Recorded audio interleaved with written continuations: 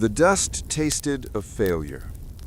Elias Holt felt it on his tongue, a gritty film that coated the back of his throat and settled deep in his lungs. It was the same dust he had plowed and planted for 15 years, the same soil that had sustained his father before him. But the earth was tired now, bone-weary and bled dry. It gave back only what it was given, and in the dry summer of 1848, the heavens gave nothing. He stood at the edge of his cornfield, a place that should have been a riot of green stalks reaching for the Ohio sky. Instead, the plants were stunted, yellowing things, their leaves curled in on themselves like fists clenched against the oppressive sun. The tassels were brown and brittle before their time. Another poor harvest. It wasn't a possibility anymore, it was a certainty, as solid and unyielding as the baked clay beneath his worn leather boots. Elias ran a calloused hand over his face, the rasp of his unshaven jaw a familiar sound in the disquieting stillness. He was 35, but the lines etched around his eyes and the stoop in his broad shoulders belonged to a man 20 years his senior. This land had taken his youth, and now it threatened to take his future. His gaze drifted past the withered fields, over the gentle roll of the hills to the silver-blue ribbon of the Ohio River in the distance. The river was life. It carried flatboats laden with goods. Its banks were fertile. Its waters quenched the thirst of man and beast. But for Elias, it had become a boundary. On this side lay everything he knew: a 2-room cabin his grandfather had built, the graves of his parents on a shaded knoll, and a mortgage document in a locked box that felt heavier than a tombstone. On the other side, to the west, lay the unknown, an idea, a promise. A voice, soft but clear, carried on the breeze. "Elias, supper's on." He turned to see his wife Sarah standing on the porch of their cabin, wiping her hands on her apron. Her silhouette was framed by the setting sun, making her auburn hair glow like a halo. In her she saw the same weariness that he felt in his own bones. But it was tempered with a resilience that humbled him.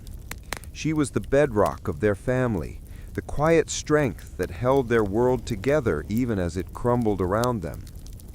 Beside her, their son Caleb skipped a stone across the yard. At 10, he was a lanky bundle of energy, all sharp elbows and knees, with his father's dark hair and his mother's steady gray eyes. He was old enough to understand the worry that hung in the air like humidity, but young enough to still believe in the magic of a perfectly skipped stone. "I'm coming," Elias called back, his voice hoarse. He took one last look at the failing corn and turned his back on it, walking toward the small warmth of his home. Supper was a quiet affair, a thin stew of potatoes and salted pork with bread that was more coarse than soft. They ate by the light of a single tallow candle, its flame dancing and casting long shadows on the rough-hewn walls. Lily, their 6-year-old daughter, chattered happily, recounting the adventures of a toad she had befriended near the well. She was a beacon of innocence in their darkening world, her blonde curls and bright laughter a defense against the encroaching despair. He watched her, a familiar ache tightening in his chest. What future was there for her here?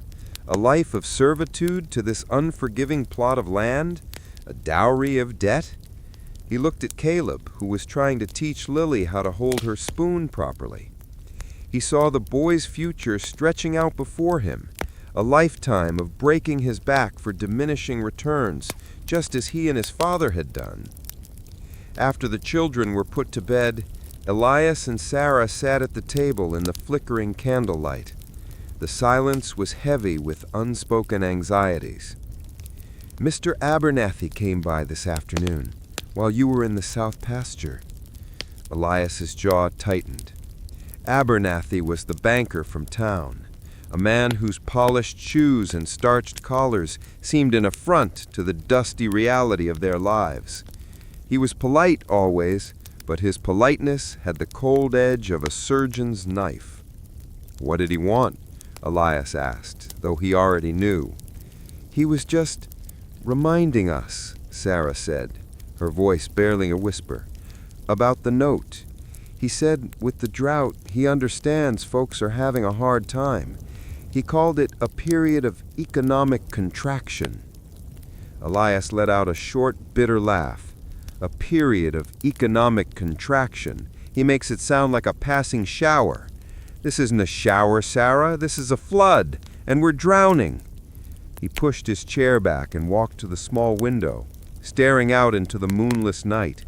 He could feel the weight of his father's legacy pressing down on him.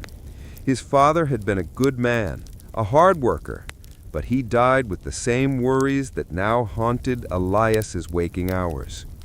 He had fought this land, and in the end it had broken him. Elias had sworn he would do better, that he would make the farm prosper. He had failed. The shame of it was a physical weight. He said he'd have to begin foreclosure proceedings if we missed the next payment, Sarah added, her voice trembling slightly. The word hung in the air between them. Foreclosure. It was the end of everything. The loss of the land, the home, their place in the world. They would be tenants, hiring out their hands to work another man's fields with no hope of ever owning anything again. They would be adrift. Elias turned from the window, his face a mask of grim resolve. He walked to a large wooden chest in the corner, knelt and unlocked it with a small iron key. He pushed aside bundles of letters and Sarah's wedding linens until his fingers found what he was looking for. A pamphlet, its pages softened with repeated handling. He brought it to the table and spread it open in the candlelight. The title was printed in bold, optimistic letters. A Guide to the Oregon Territory, America's Eden. Sarah looked at the pamphlet, then at Elias, her eyes wide with a mixture of fear and understanding. "Elias, no." "Just listen," he said, his voice low and urgent. He had been reading this pamphlet for months, in secret, after the children were asleep. It was a well-worn dream, a desperate fantasy. But Abernathy's visit had changed everything. The fantasy was now the only viable path he could see.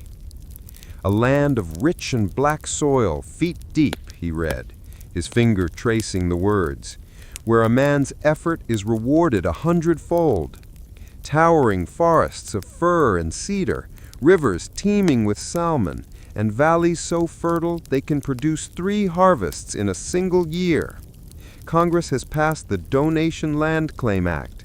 320 acres for every man, 640 for a married couple, for free. All it asks is that you settle it, that you work it." He looked up at her, his eyes burning with a feverish light. 640 acres, Sarah. Can you imagine? Land that has never known a plow, that isn't tired and broken. A place where we answer to no one, no bankers, no landlords, just our own 2 hands and the grace of God. She shook her head, pulling her shawl tighter around her shoulders, as if a cold wind had blown through the cabin. "That's 2,000 miles away, Elias. 2,000 miles of prairies and mountains and deserts. They say people die on that trail. They starve. They get sick. There are Indians." "People make it too," he countered, his voice rising with passion. "The Parkers made it. The Davidsons. They sent letters back. They said it was harder than anything they'd ever done, but that it was worth it. They said they were free." Freedom. That was the word that resonated in Elias's soul. It wasn't just freedom from debt. It was freedom from the ghosts of the past, from the shame of his father's failure, from the suffocating feeling that his life's path was a narrow, shrinking road leading only to ruin. The West was a clean slate. It was a chance to build something that was truly theirs, something lasting for Caleb and Lily. "And what would we use for money?" Sarah asked, her practical nature a necessary anchor to his soaring, desperate dream. "We have nothing. The wagon is old, the oxen are weak. We'd have to sell everything just to afford the supplies." "Then we sell everything!" He slammed his hand on the table, making the candle flame jump. "What is there to keep? This house? It will belong to Abernathy by winter. These fields? They're a graveyard of hopes. There is nothing for us here, Sarah. Can't you see that? We are clinging to a sinking ship." He softened his tone, reaching across the table to take her hands. They were rough and chapped, but they were the strongest hands he knew. "I know you're scared. I am too. But I'm more scared of staying. I'm more scared of looking Caleb in the eye in 10 years and telling him that his inheritance is my debt. I'm more scared of watching the light go out of your eyes because you're worried about where our next meal will come from. Out there," he nodded toward the west, toward the dark window, "out there is a chance. It might be the only one we have left." They sat in silence for a long time, the only sound the chirping of crickets outside. Sarah stared at the pamphlet, at the crude drawings of impossibly large trees and bountiful fields. She thought of the journey, of the dangers she couldn't even imagine. She thought of leaving her mother's grave, of leaving the only community she had ever known. The fear was a cold, hard knot in her stomach. But then she looked at Elias. She saw the desperation in his eyes, but beneath it she saw a flicker of the man she had married, the hopeful, determined young man who had once believed he could conquer the world. This land had been slowly killing that man. Maybe the promise of a new one could bring him back. She thought of her children, asleep in their small beds, and the meager future this place offered them. Her fear of the unknown began to war with the tangible, suffocating fear of the known. "The journey would take months," she said, her voice quiet but firm. "We'd have to leave by spring to get over the mountains before the snow." His heart leaped. It wasn't a yes, not yet, but it was the cracking of a door that had been sealed shut. "We would. We'd join a wagon train out of Independence. There's safety in numbers." "We'd have to sell the livestock, the tools, everything we can't carry.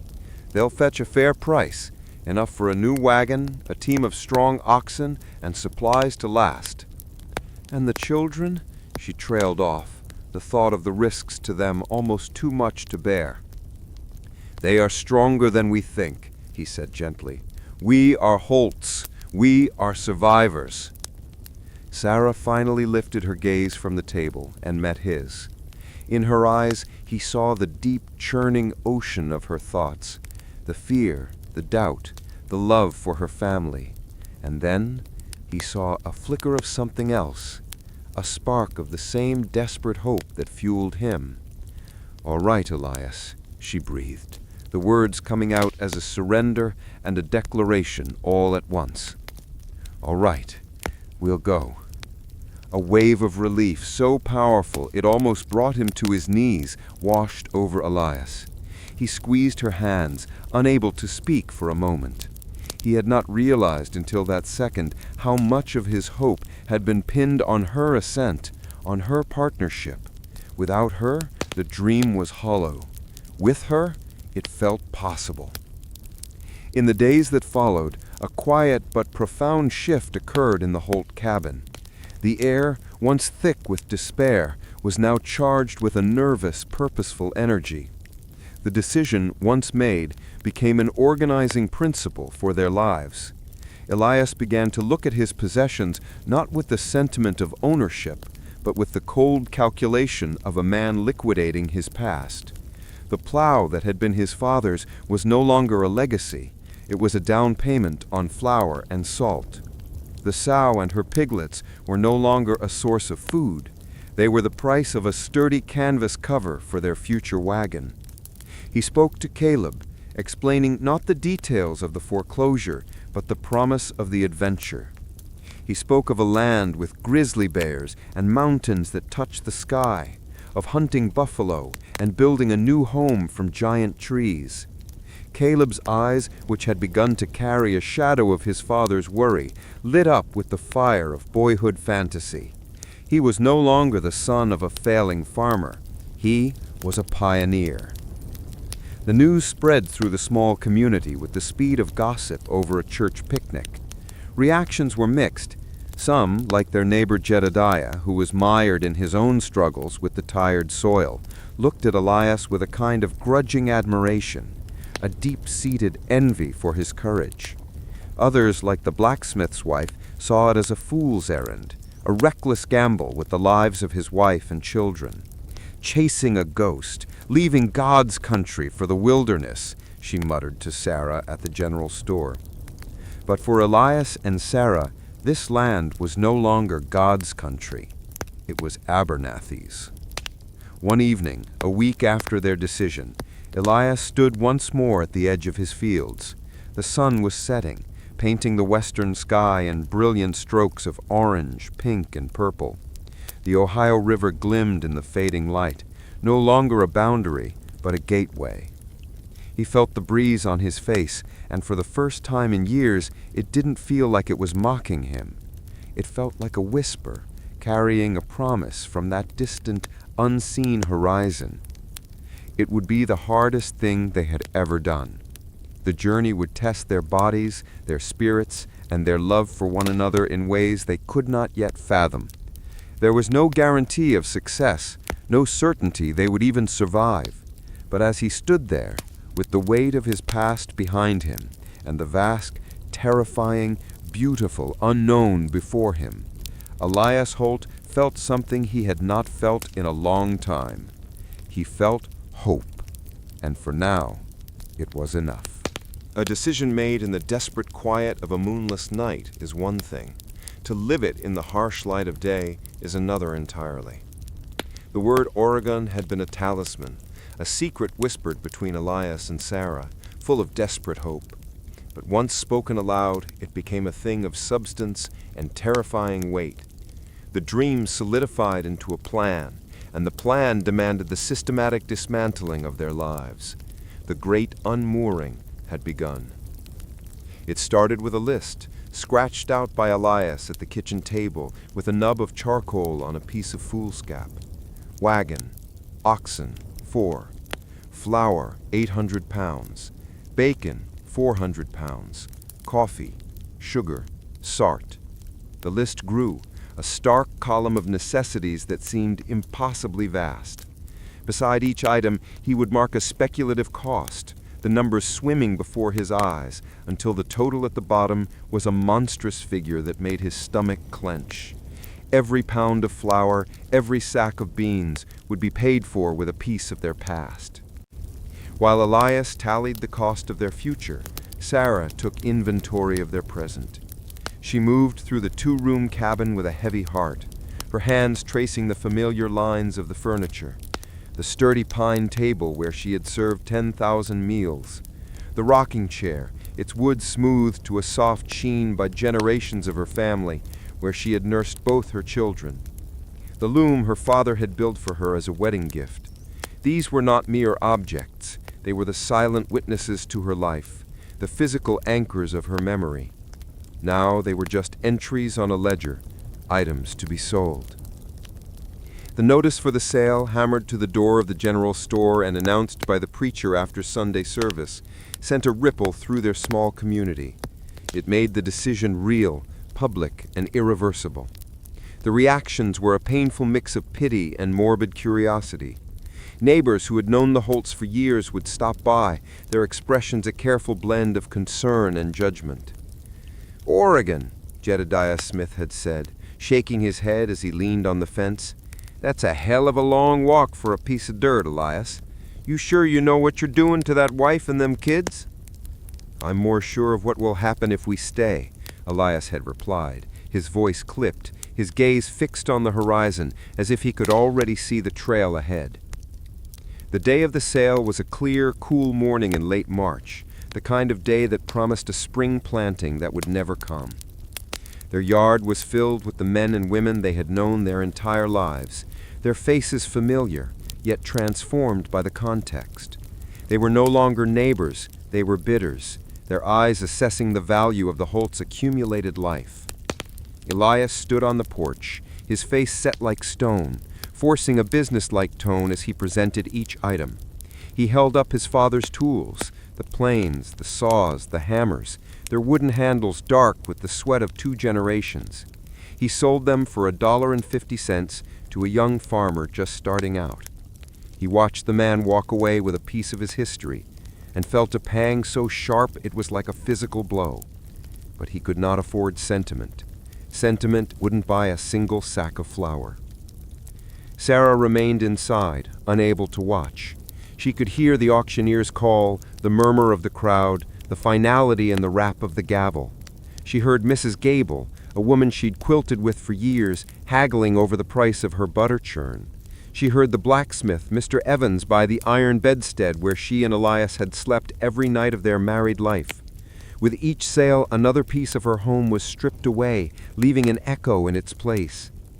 Caleb stood by his father, his young face a mask of confusion and quiet sorrow. He understood they were leaving, but the reality of watching their milk cow, Bessie, being led away by another family was a raw and immediate pain. He had raised her from a calf. He buried his face in his father's coat, and for the first time, Elias's composure cracked.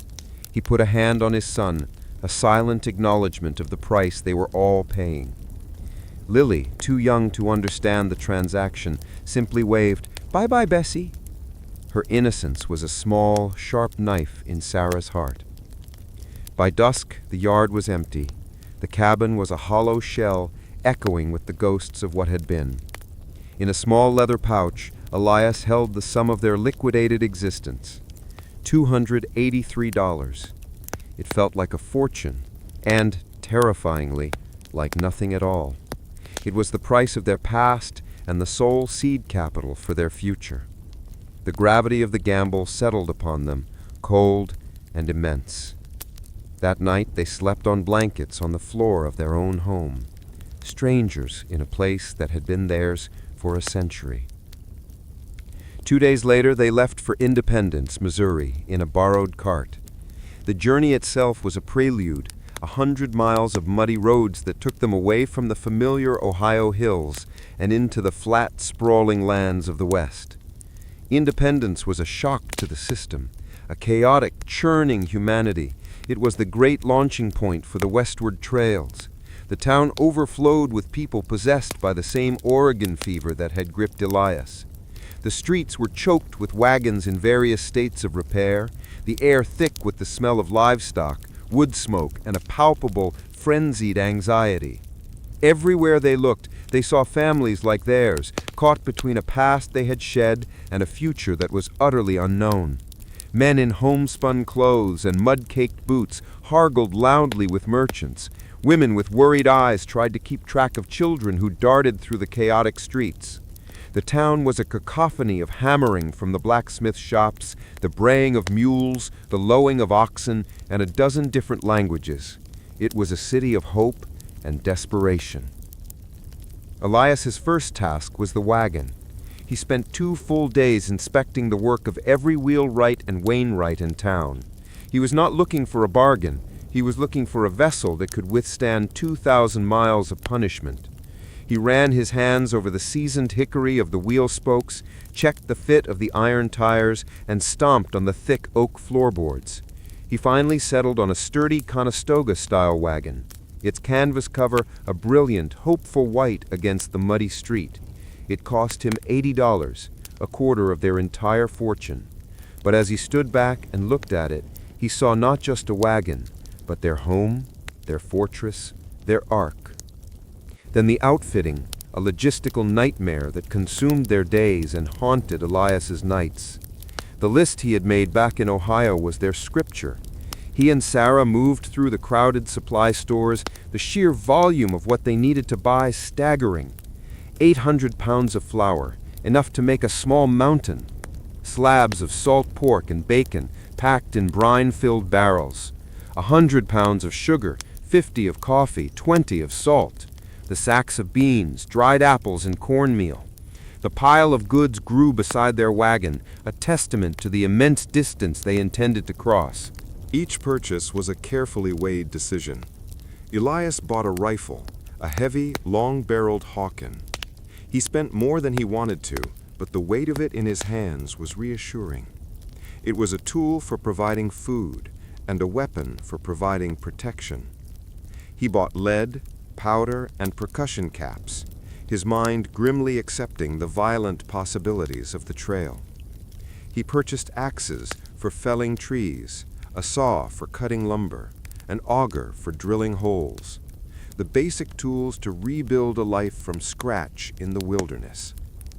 Sarah's domain was the small, essential things that would make survival possible. She bought bolts of durable cloth, needles, and endless spools of thread for the constant mending that would be required. She selected molds for making candles and cakes of lye soap. Her most important purchase, however, was a small wooden medicine chest. She filled it methodically with vials of laudanum for pain, quinine for fevers, calomel for dysentery, and rolls of clean linen for bandages. As she packed it, she prayed to God she would never need to open it. The final major purchase was the oxen. Elias spent a full day at the stockyards, walking among the pens, ignoring the fast-talking traders, and focusing on the animals themselves.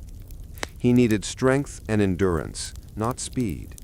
He settled on 2 yokes, 4 large, placid-faced oxen with broad chests and intelligent eyes.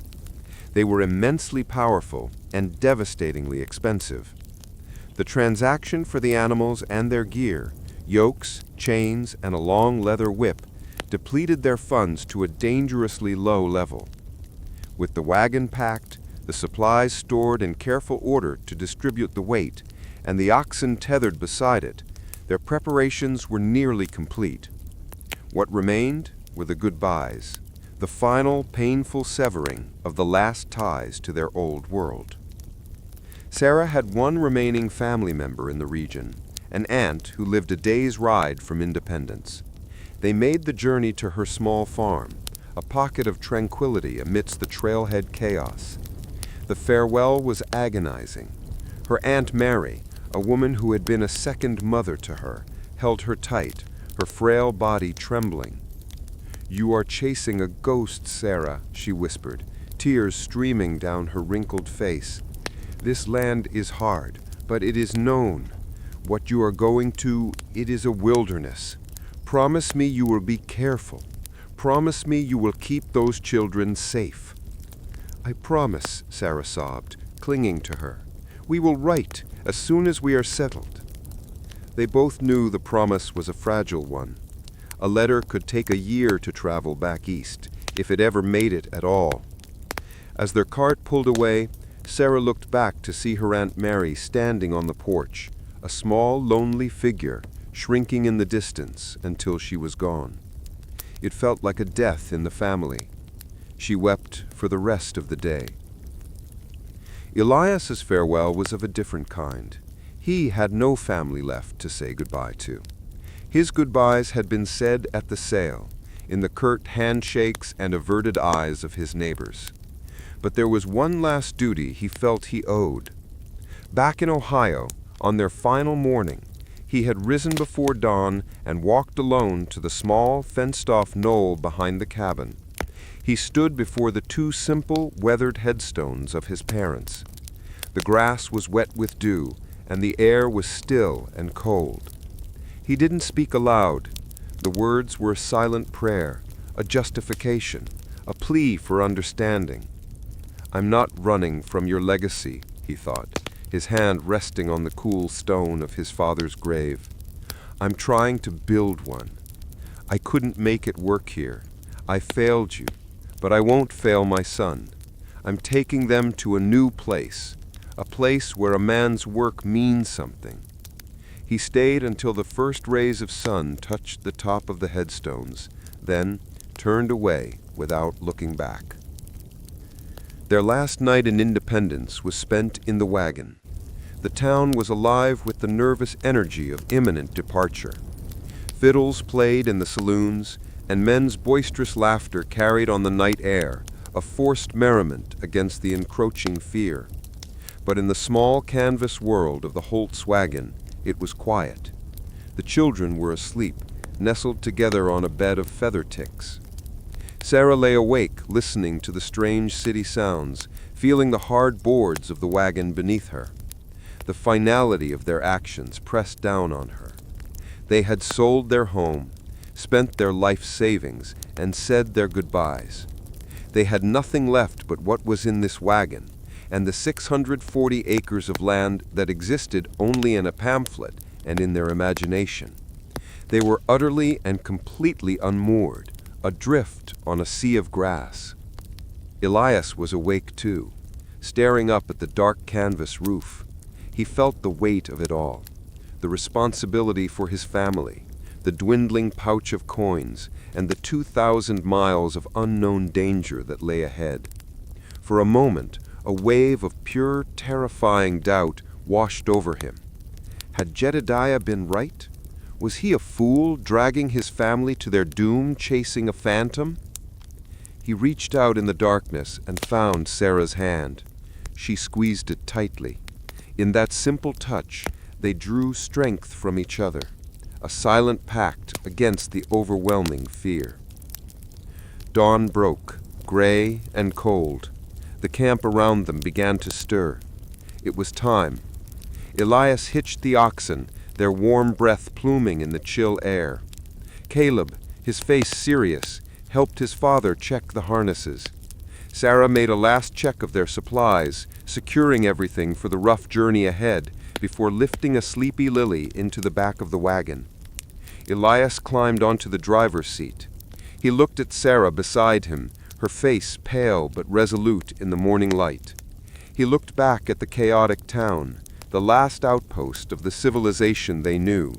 Then he looked west to the endless rolling expanse of the prairie that stretched out to meet the sky. There was no road, only a faint tracks left by those who had dared to go before. He took a deep breath, the air tasting of damp earth and new beginnings. He unwound the long leather whip. He didn't crack it, but simply flicked it forward, letting the tip fall gently on the lead oxen's flank. "Up," he called out, his voice steady and clear. The chains tightened, the yokes creaked. With a great lurch that felt like the world shifting on its axis, the wagon began to move. The great unmooring was complete. They rolled forward, slowly, irrevocably, into the vast, waiting silence of the West. The first week out of independence, they were not a community. They were a collection of solitary fears, each family an island of anxiety adrift on a sea of grass. Elias drove his team.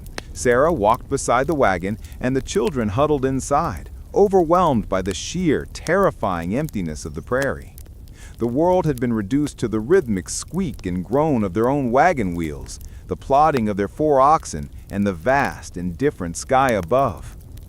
But on the 8th day, they caught up. The horizon, which had been a clean line of green and blue, was suddenly smudged with a long, pale smear. As they drew closer, the smear resolved itself into a sight that made Elias's breath catch in his throat. It was a train of more than 50 wagons, snaking its way west, the white canvas tops looking like the sails of a fleet of landlocked ships. It was a moving city, a river of canvas and dust that flowed slowly, inexorably toward the setting sun. Joining the train was an act of surrender and relief.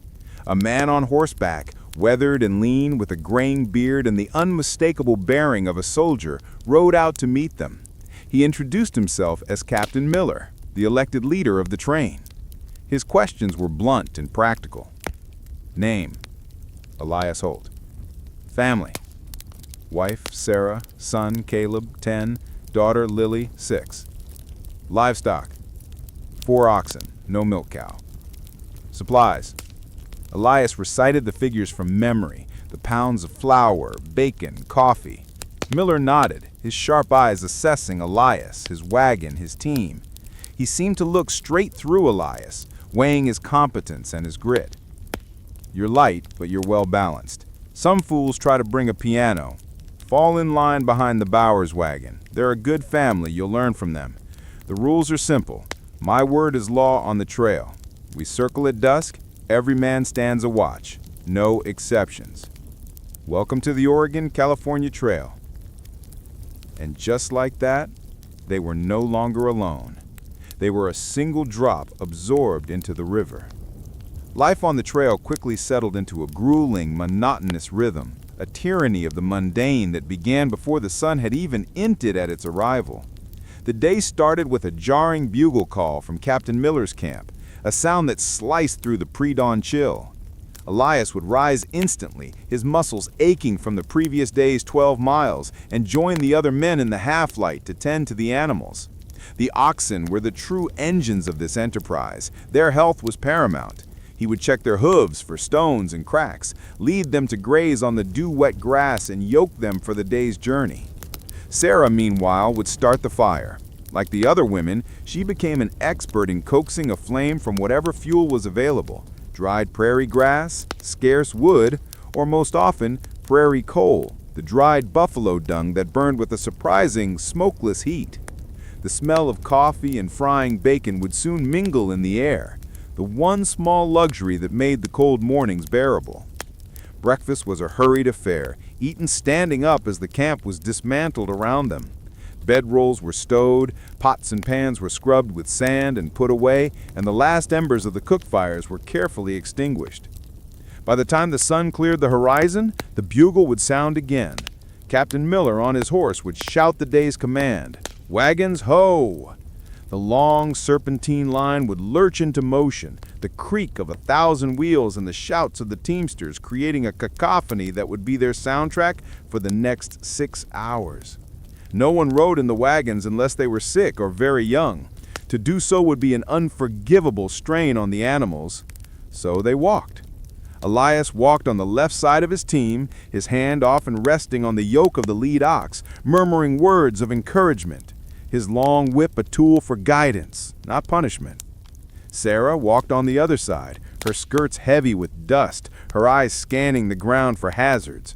Lily was often perched atop the supplies inside the wagon, but Caleb, determined to prove himself a man, insisted on walking with his father.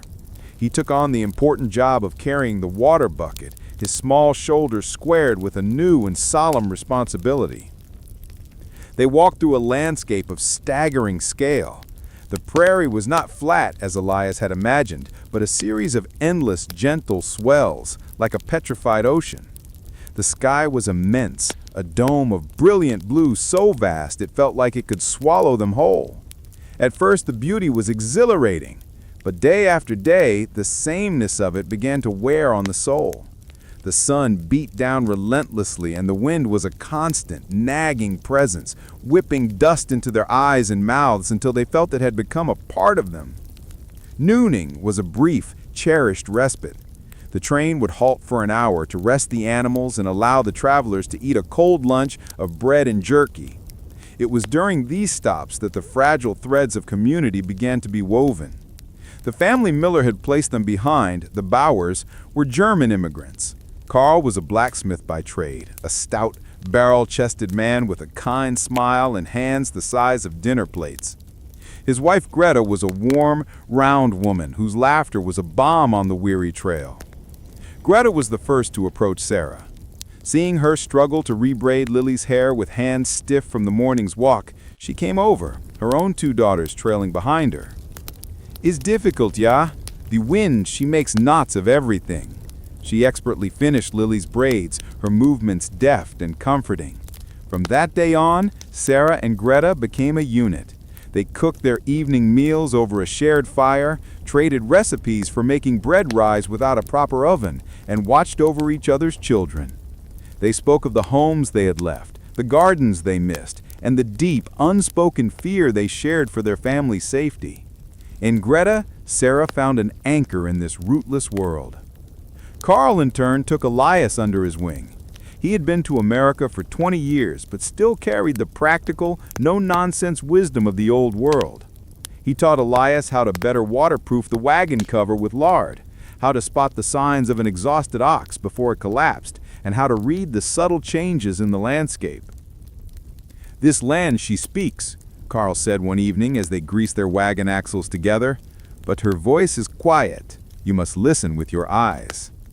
Their sons Caleb and Thomas became fast friends, their bond forged in the shared adventure of the trail. They were tasked with gathering prairie coal in the afternoons, a chore they turned into a competition. They explored the small creeks the train passed, hunted for horned toads, and imagined themselves as great scouts, their worlds filled with buffalo herds and hostile war parties. For the children, the trail was not yet a burden. It was a grand, unfolding story, and they were its heroes. But not all relationships were so amicable. For every alliance, a potential friction point emerged.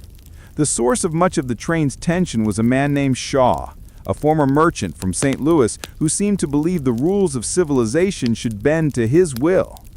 His wagon was dangerously overloaded with fine furniture and crates of what he called personal effects. He complained about the pace, the food, and the quality of the grazing land. The first major conflict arose 2 weeks into the journey. The train came to a steep, muddy creek bank that had been softened by a recent rain. Captain Miller gave specific instructions: double-team the oxen for the ascent, and unload half the goods to lighten the wagons. Shaw refused. "I'll have my wife's finery sitting in the mud," he declared with his face red with indignation. He whipped his exhausted oxen, forcing them to pull the overloaded wagon up the slippery bank. The animals strained, their hooves slipping, their great bodies trembling with effort. Halfway up, with a sickening crack, the wagon's rear axle snapped. The entire train of 50 wagons ground to a halt behind him. The river of canvas and dust became a stagnant pond of frustration. Men gathered, muttering curses under their breath. Shaw, a picture of impotent fury, stood beside his crippled wagon, blaming the terrain, the animals, everyone but himself. Captain Miller rode back, his face a thundercloud. He didn't raise his voice. "Mr. Shaw," he said, his tone dangerously calm, "you have 2 choices. You can unhitch your team and help us haul your wagon out of the way, after which you can repair it, or you can remain here with your wife's finery and we will continue on without you. The prairie has little patience for pride." Humiliated, Shaw had no choice but to comply. It took the rest of the day for Carl Bauer, with Elias assisting, to forge a temporary repair. The men of the train worked together, a grudging but efficient team, to get the wagon moved and the line rolling again. But the incident left a bitter taste. It was a stark reminder of their interdependence. One man's foolishness could endanger them all. The social compact of the trail was fragile, held together only by mutual necessity and the firm hand of their captain. As they pushed deeper into Nebraska, the landscape began to change. The gentle swells gave way to a vast, flat plain that seemed to stretch to the ends of the earth. And it was here that Caleb saw them first. "Pa!" he shouted, his voice high with excitement, pointing to the west. "Look!" Elias squinted. At first it was just a dark, moving smudge on the horizon, but the smudge grew, resolving itself into a shape, then 1,000 shapes, a sea of shaggy brown bodies moving as one, a herd of buffalo. The train halted, not by command, but by a collective, awestruck instinct. The herd was miles away, but its scale was breathtaking.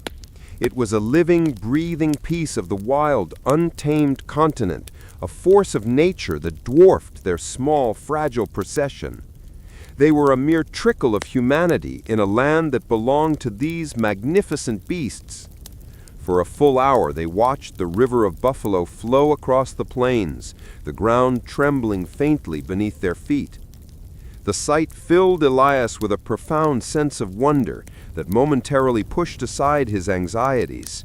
This was what he had come for, not just the land, but the sheer raw freedom of a world not yet tamed by fences and deeds. That night, the mood around the campfires was lighter than it had been in weeks.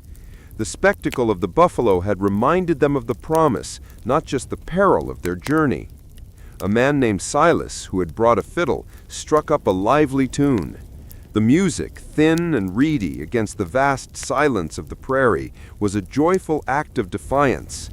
The Bower girls danced with Caleb and Thomas, their laughter bright in the firelight. Elias sat with Carl, watching the scene. Sarah was nearby, talking with Greta, a rare, relaxed smile on her face. In that moment, circled by the wagons against the immense darkness, illuminated by the flickering warmth of the fire, they were more than a collection of families. They were a community, a fragile, temporary, moving city that assembled itself at dusk and vanished at dawn. Later, as he prepared to take his turn on watch, Elias looked out at the sleeping camp. The white wagon tops glowed under the starlight, a circle of fragile hope in the overwhelming darkness. The river of canvas and dust was at rest. He knew that conflicts like the one with Shaw would happen again. He knew that dangers far worse than a muddy creek lay ahead. Sickness, storms, hostile encounters. But tonight, listening to the soft breathing of his sleeping children and the contented lowing of the oxen, he felt a sense of belonging he hadn't felt since leaving Ohio. He was no longer a solitary man struggling against his fate. He was part of a larger current flowing west. And for the first time, he truly believed they might just reach the sea. For 3 weeks, the sky was their benevolent guardian. It was a vast, cloudless canvas of brilliant blue by day and a velvet blanket of impossible stars by night. The sun was warm but not yet scorching, and a steady, gentle breeze from the west seemed to beckon them onward, a constant whisper of encouragement at their backs. The initial hardships had smoothed into a predictable routine, and the raw fear of the unknown had been replaced by a quiet, growing confidence. They were a community now, a river of people flowing through a beautiful, empty land. The optimism, so fragile at the start, had begun to harden into a shared belief. They could do this. They were pioneers. It was this very confidence that made them vulnerable. They had begun to see the landscape as a thing to be crossed, the sky as a mere backdrop to their grand human drama. They had forgotten that they were not the protagonists in this story. They were merely guests, and the land and the sky were the ancient, indifferent hosts. The day it changed began like any other. The sun rose, warm and promising. They made their 12 miles across the flats of the Platte River Valley, the terrain so level that the world felt like a perfect circle with their wagon train at its center. But by mid-afternoon, a subtle shift occurred. The constant friendly breeze died away, and the air grew still, heavy, and thick with a damp heat that clung to the skin. The oxen grew restless, shaking their great heads and snorting, their eyes wide and nervous. "The air's gone sour," Carl Bauer remarked to Elias, wiping a sheen of sweat from his forehead with the back of his hand. He squinted at the western horizon. "Something's coming." Elias looked. The horizon, usually a sharp, clean line, was smudged with a strange, bruised-looking haze. There were no distinct clouds, just a creeping discoloration, a sickly yellow-green that seemed to be poisoning the blue of the sky from the bottom up. A profound and unnatural silence fell over the prairie. The chirping of insects ceased, the birds vanished, as if the entire world was holding its breath. Captain Miller rode the length of the train, his face grim. "Circle the wagons, now! Don't wait for my signal. Chain the wheels and hobble the animals. Tie down anything that can fly." His urgency was a spark in the tinder of their unease. The practiced, leisurely process of forming the nightly corral was abandoned for a frantic scramble. Men shouted, chains clanked, and the wagons were pulled into a tight, defensive circle. Elias and Carl worked together, their movements swift and efficient, securing their canvas covers with extra rope, lashing them down to the wagon beds. "Get the children inside," Elias told Sarah, his voice tight. "Stay in the middle of the wagon, away from the sides." Sarah's face was pale, but her hands were steady as she lifted Lily into the back and pulled Caleb in after her. She didn't ask questions. She had felt the change in the air, seeing the terror in the animals' eyes. The storm arrived not with rain, but with wind. It came as a low moon across the prairie, a sound that grew into a physical force, a solid wall of air that slammed into the wagon train. The canvas tops, which had looked like proud sails, now became liabilities, snapping and booming like cannon fire. Elias threw his entire weight on a rope, his knuckles white, the wind trying to tear it from his grasp. The wagon shuddered and rocked on its wheels, feeling as fragile as a child's toy. Then the sky broke open. The bruised-looking clouds, which had now consumed the entire sky, unleashed a deluge. It was not rain, it was a vertical river, a solid sheet of water that instantly blinded them and turned the dry, dusty ground into a churning sea of mud. Within minutes they were standing ankle-deep in water, the world reduced to a maelstrom of roaring wind and pounding rain. Lightning began to slash the darkened sky, not in singular bolts, but in frantic, strobing flashes that were nearly continuous. Each flash illuminated a scene of pure chaos, men fighting to control panicked oxen, canvas covers tearing loose from their moorings, the terrified faces of their neighbors lit for a ghastly second and then plunged back into darkness.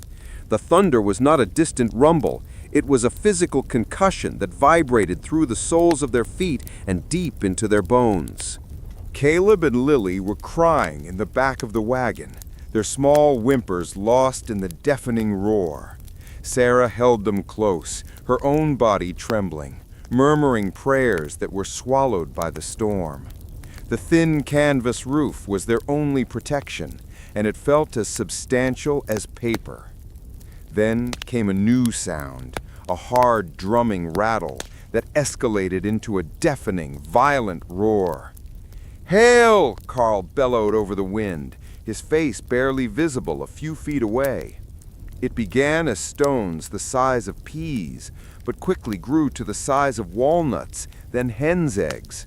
They fell with the force of bullets, hammering the canvas tops, splintering the wood of the wagon boxes, and striking the exposed heads and shoulders of the men with brutal, punishing force.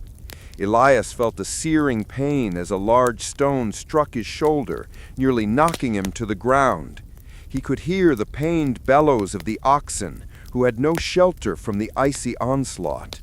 The animals, already hobbled, thrashed in the mud, their eyes wild with pain and terror. The world had become a primal, elemental hell. All thoughts of Oregon, of a new life, of 640 acres of fertile land were annihilated. Elias's entire existence was reduced to this single desperate moment, clinging to a rope, shielding his head with one arm, while the sky tried to beat him and his family into the mud. He saw his hard-won wagon, the ark of his family's future, being battered and broken. He saw the supplies, so carefully purchased and packed, being soaked and ruined. He saw everything he had sacrificed his past for being destroyed in a matter of minutes. He was helpless. The optimism of the past weeks felt like a foolish, childish dream. This was the reality. They were tiny, fragile creatures at the mercy of a force they could not fight, reason with, or comprehend. It was Mr. Shaw's scream that cut through the storm's roar. "Help! We're slipping! Help us!" Elias looked up, shielding his eyes from the driving hail. The Shaw wagon, which had been on the slight outer incline of the circle, was in trouble. The ground beneath it, now a slick, unstable morass, was giving way. The wagon was sliding, tilting at a perilous angle, threatening to capsize into a shallow draw just outside the corral. for a heartbeat, no one moved.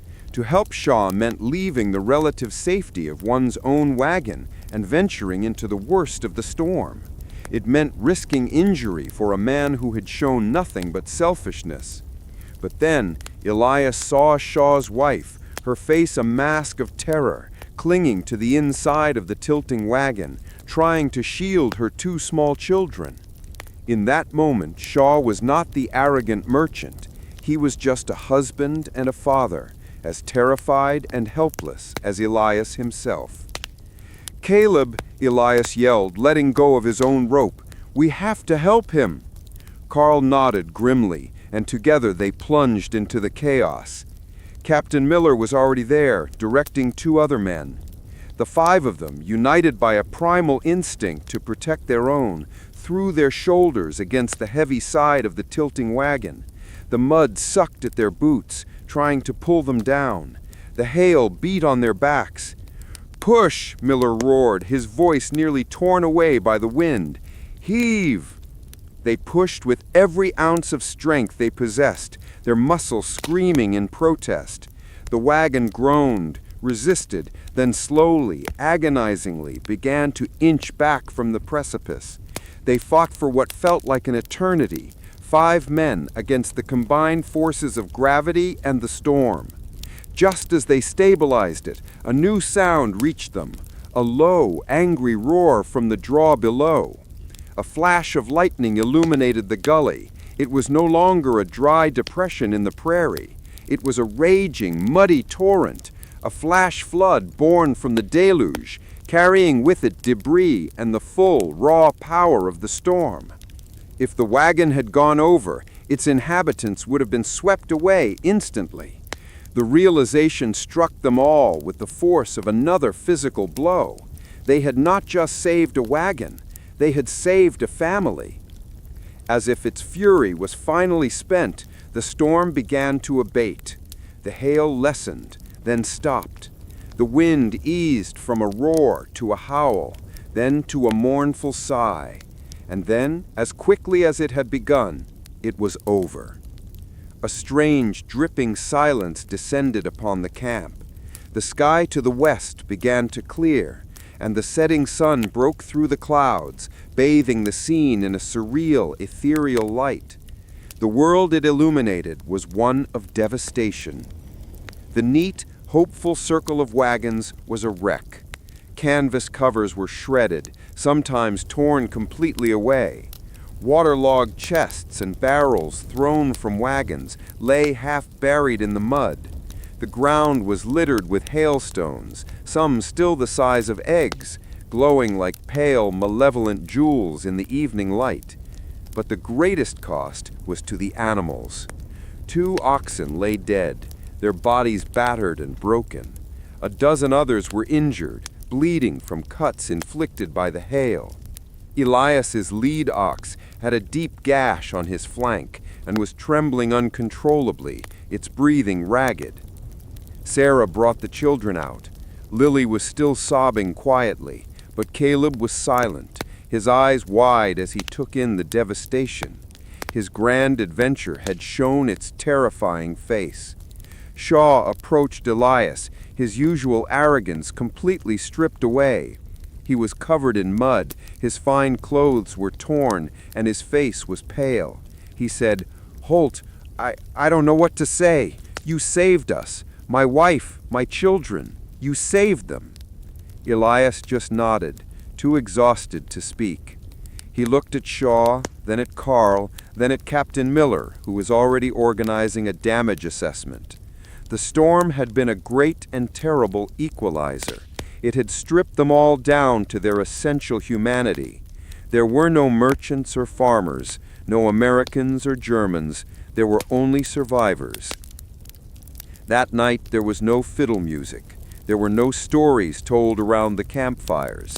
The small fires that were lit were grim, functional things, used to heat coffee and cook a meager, joyless meal. The work of repair began immediately, a somber, necessary ritual. Men patched canvas with numb fingers. Women wrung out soaked bedding and salvaged what supplies they could. Elias sat with Sarah by their small fire, wrapping a linen bandage on a burn on his hand caused by the friction of the rope. "Is this what it's going to be like?" she asked, her voice a near whisper, "all the way to Oregon?" Elias looked out at the broken camp, at the dark prairie that surrounded them, and at the sky above. The stars were beginning to appear, shining with a cold, brilliant indifference. The tyranny of the sky was not in its malice, but in its utter lack of it. The storm had not been an attack. It was simply a thing that happened, a flexing of impersonal power that had nearly wiped them from the face of the earth without a second thought. The sky didn't care if they lived or died. It didn't care about their dreams of land and freedom. "I don't know," he answered honestly, the taste of failure and fear still metallic in his mouth. "But we're still here. We survived." It was the only truth that mattered. The initial optimism was gone, washed away by the rain and shattered by the hail. In its place was something harder, heavier, and more durable. The grim, sober knowledge of their own profound vulnerability and the stubborn, unyielding will to endure it. They were not conquerors of this land. They were merely travelers begging for safe passage. And the price of that passage, they now understood, could be demanded at any moment, without warning, by the terrible, tyrannical sky.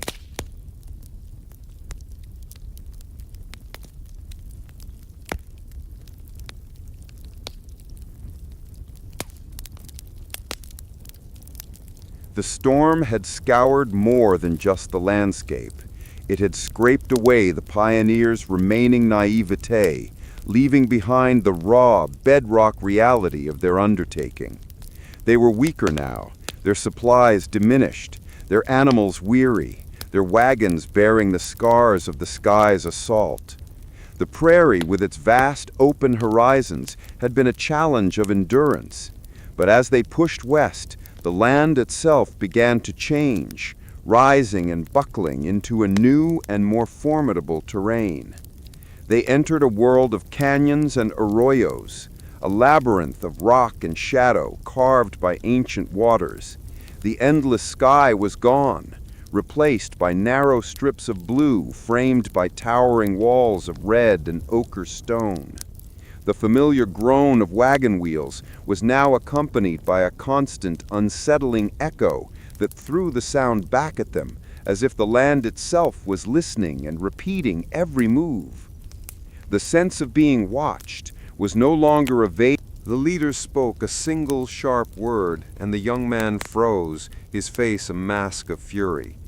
The leader's gaze then settled on Shaw, and for the first time Elias saw a flash of cold fire in the man's eyes. It was a look that communicated a clear and deadly warning. Captain Miller turned and fixed Shaw with a glare that was just as dangerous.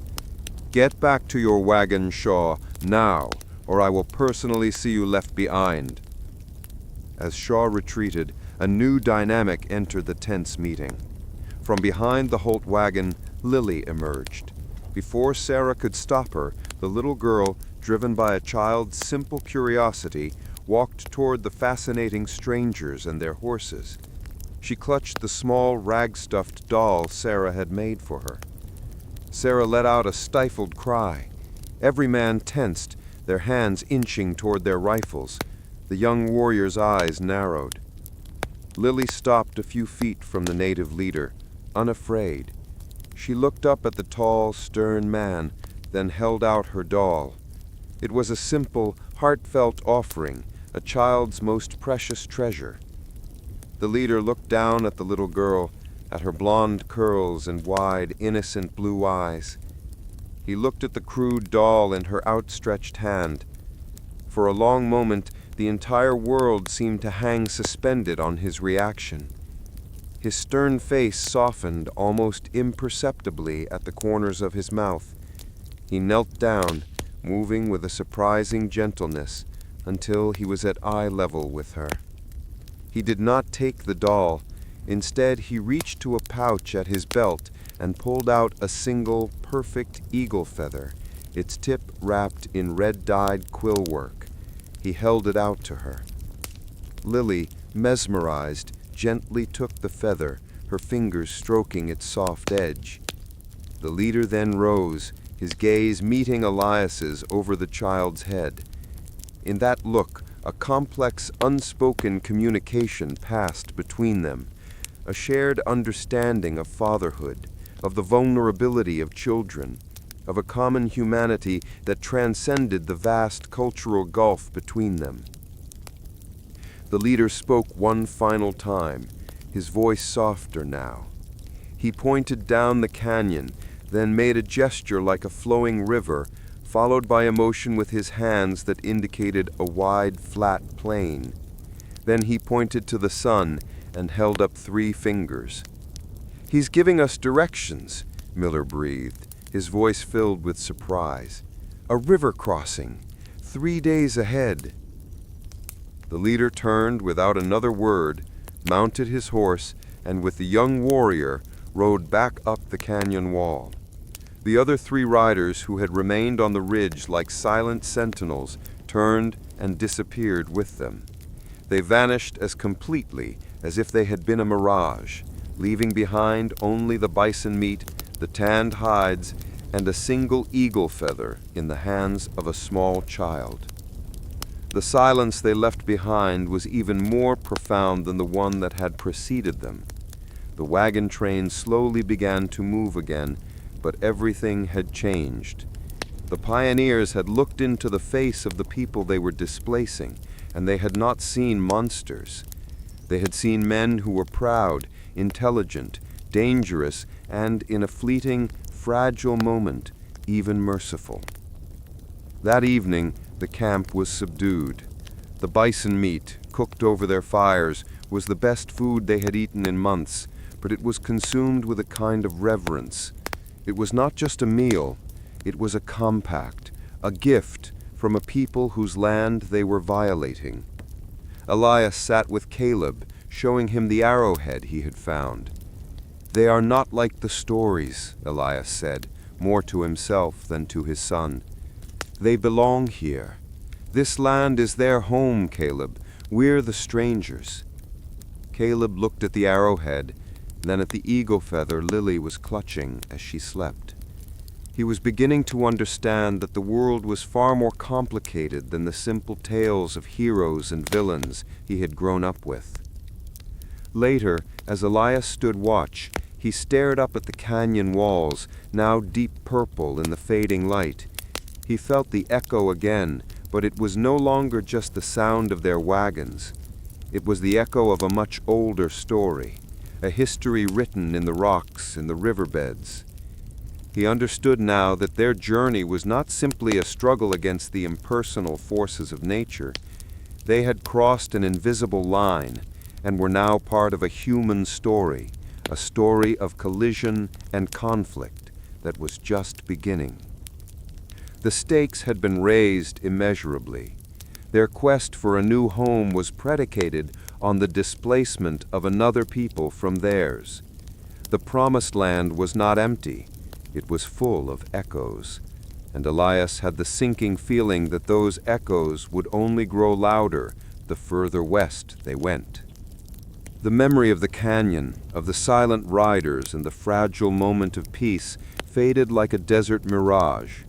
The land they entered now offered no such complexities.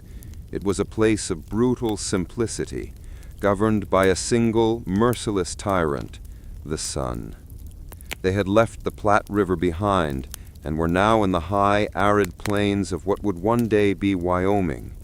The grass grew in sparse, brittle clumps, and the earth was cracked and gray as if the very life had been baked out of it.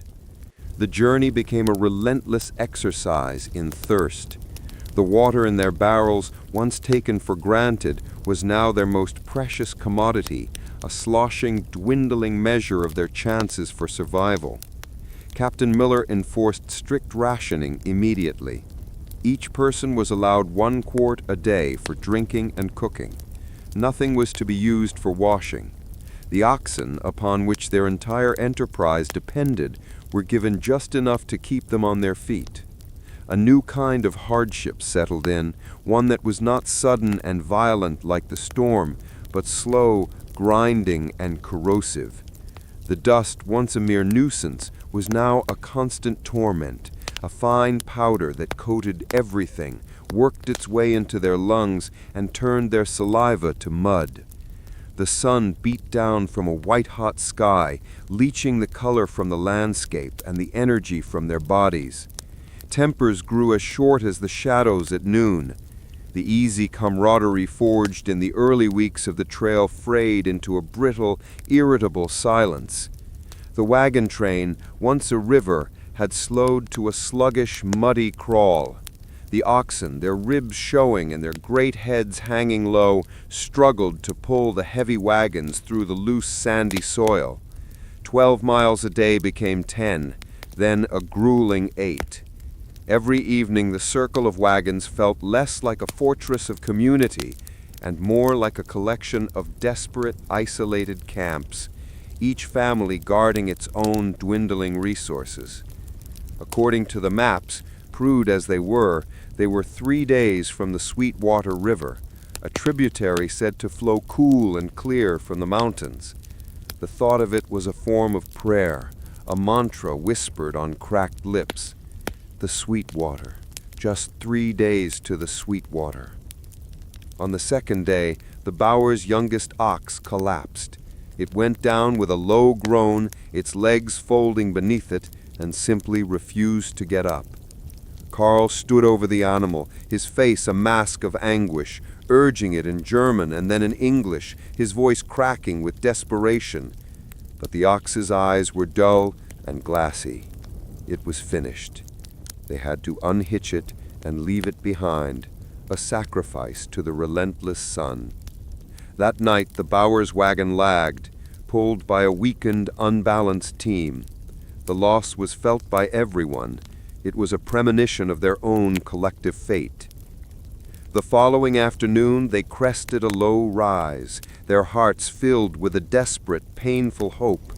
Below them lay the winding, tree-lined depression where the Sweetwater River should have been.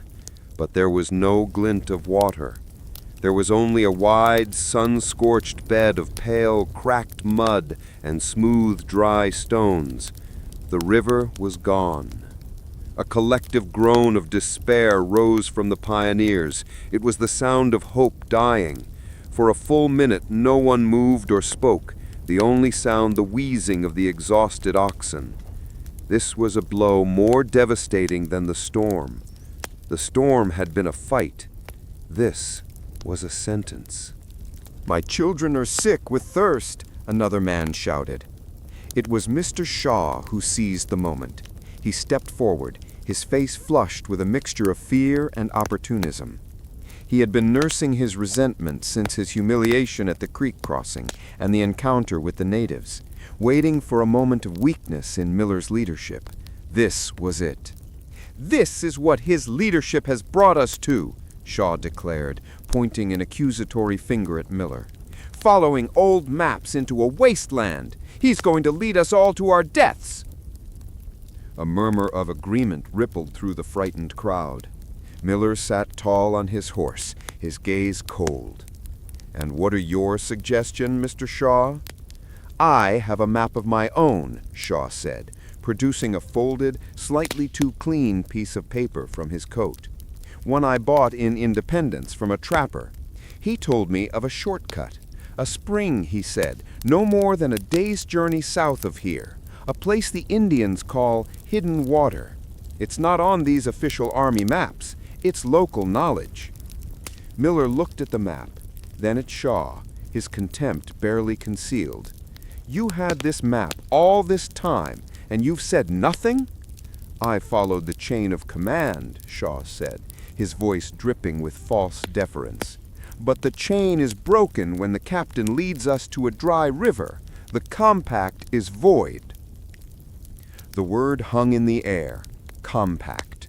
Their agreement to follow Miller, To act as one body for the good of all was the invisible thread that held their fragile society together. Shaw was proposing to cut that thread.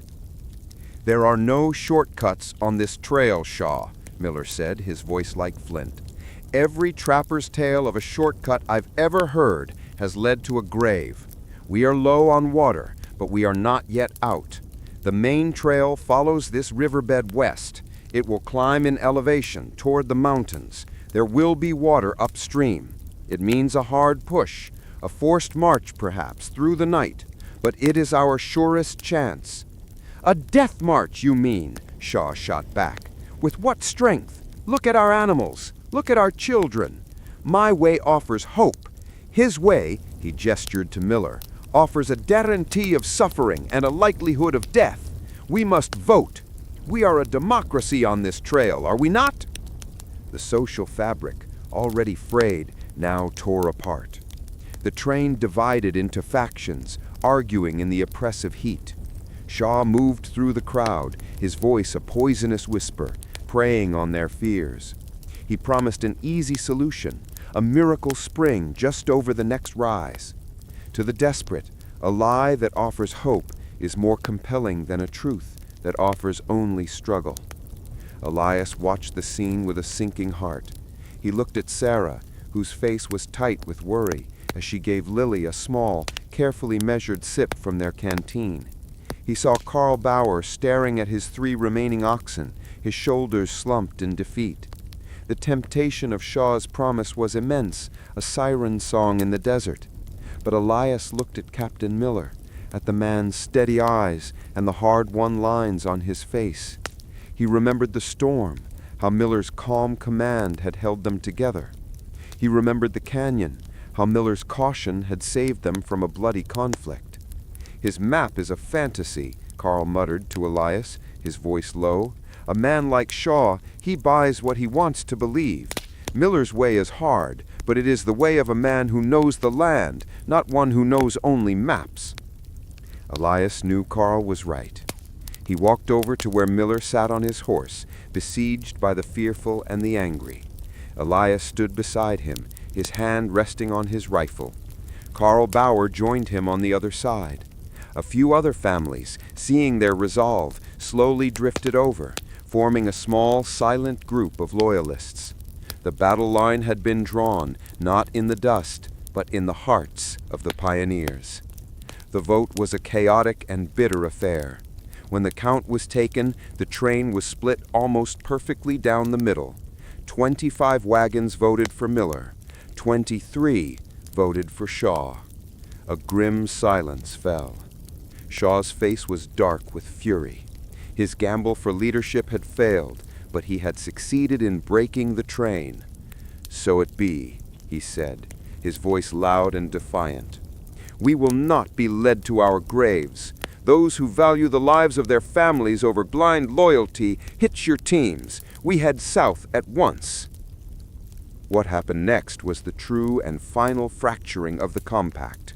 Shaw and his followers began to move toward the communal water barrels, the emergency reserve that Captain Miller had maintained under his direct control. "We'll take our share of the water," Shaw announced. Miller dismounted, positioning himself in front of the barrels. He didn't draw a weapon, but his presence was a formidable barrier. "This water belongs to the train, and the train is heading west upstream. You are welcome to come with us, but if you choose to leave, you are on your own. You take what is in your own wagons." "That is a death sentence," one of Shaw's supporters cried. "Choosing to leave is the death sentence. You are choosing it for yourselves. The water stays." For a tense moment it seemed violence would erupt. Shaw's men, their faces desperate, looked at the barrels, then at Miller, Elias, and Carl, who now stood with him. They were outnumbered, but only just. The air was thick with the possibility of a desperate, pathetic battle fought over a few gallons of water in the middle of a vast, empty wasteland. Elias's hand tightened on his rifle. He did not want to fight these people. They were his countrymen, his fellow travelers. 2 weeks ago he had shared a campfire with some of them. Now he was prepared to shoot them to protect his family's chance of survival. The thought made him sick to his stomach. It was Shaw who broke the standoff. He was a manipulator, not a fighter. Seeing that Miller would not back down and that his own support was not firm enough for bloodshed, he made a final grand gesture of defiance. "Keep your water," he sneered. "We'll find our own spring, and we'll drink deep while you are licking the dew from rocks. You will regret this." He turned and strode back to his wagon. The schism was complete. The departure of the 23 wagons was a surreal and somber spectacle. There were no goodbyes.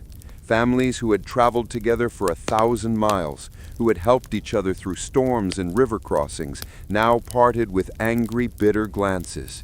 Children who were playmates hours before were pulled into separate wagons, looking back at each other with confusion and sorrow. Elias watched them go. He saw them turn their teams south, away from the dry riverbed, chasing the promise of a charlatan's map. The dust raised by their wagons hung in the still air for a long time, a fading monument to their broken fellowship. The remaining train felt small and terribly vulnerable. The circle they formed that night was less than half its original size. A profound gloom settled over them. They had survived the elements. They had survived a tense encounter with the native inhabitants, but they had not survived each other. The enemy was not just outside the circle, it was within. "We move in 1 hour," Miller announced, his voice devoid of triumph. "We will travel through the cool of the night. Rest your animals as best you can." That march was the hardest thing Elias had ever done. They followed the winding, ghostly path of the dry riverbed under a canopy of brilliant, indifferent stars. They walked in a near total silence, the only sounds the creaking of the wagons and the labored breathing of the oxen. Thirst was a living entity, a clawing beast in his throat. He gave his own meager water ration to Caleb and Lily, his paternal instinct overriding his body's screaming demands. Sarah walked beside him, her face a pale oval in the moonlight, her courage a silent source of his own. They walked all night and into the next morning. The sun rose, and with it came the heat, more oppressive than ever. The oxen were stumbling. People were beginning to collapse from exhaustion. Elias felt a wave of dizziness wash over him, and he leaned against his wagon to keep from falling. In that moment of weakness, he wondered if Shaw had been right. He wondered if they were all just marching to their doom. Then he saw it. Ahead, where the canyon narrowed and the land rose steeply, was a patch of green. Not the pale, sickly green of the prairie grass, but the deep, vibrant green of willows and cottonwoods. And as they drew closer, they heard a sound more beautiful than any music, the sound of running water. They had found it. The sweet water, flowing from its source in the high country, was a small but steady stream, cool and clear, tumbling over rocks. A ragged cheer went up. People ran, stumbled, and crawled the last few hundred yards. They fell to their knees at the river's edge, plunging their faces into the life-giving water, drinking until their stomachs ached. Elias knelt beside Sarah, Caleb, and Lily. The water was so cold it made his teeth ache, and it was the most wonderful thing he had ever tasted. He looked at his family, their faces wet and streaked with mud, and felt a surge of profound, overwhelming relief. They had made it. Miller had been right. But the relief was not joy. The Sweetwater River was a line of demarcation, separating one kind of suffering from another. They had escaped the slow, desiccating death of the desert, but the water that had saved them carried its own invisible treachery. Or perhaps the sickness was already inside them, a dormant seed of despair that had been planted in the dust and was only waiting for a moment of weakness to sprout. They followed the river into the foothills of the Rocky Mountains, the landscape rising around them grand and beautiful, but no one had the heart for the scenery. The schism with Shaw's party had left a permanent scar on their collective spirit. The 25 wagons that remained were a somber, quiet procession. The shared trauma had created a bond, but it was a bond of ghosts, haunted by the faces of those they had left behind. They were survivors, but they did not feel victorious. They felt cursed. The sickness began in the Bauer wagon. At first, it seemed like nothing more than a summer complaint. Greta, Carl's wife, who had been a pillar of strength and warmth for the entire train, was seized by a violent stomach cramp during the noon halt. She dismissed it as something she'd eaten. By evening, however, she could not stand. She was consumed by a raging thirst that no amount of water could quench, and her body was racked with a terrible purging sickness that left her pale and weak. She went to her immediately, her medicine chest in hand. She found Greta lying on a mattress in the back of the wagon, her face ashen, her eyes sunken. Carl knelt beside her, his huge, capable hands looking useless as he wiped her brow with the damp cloth.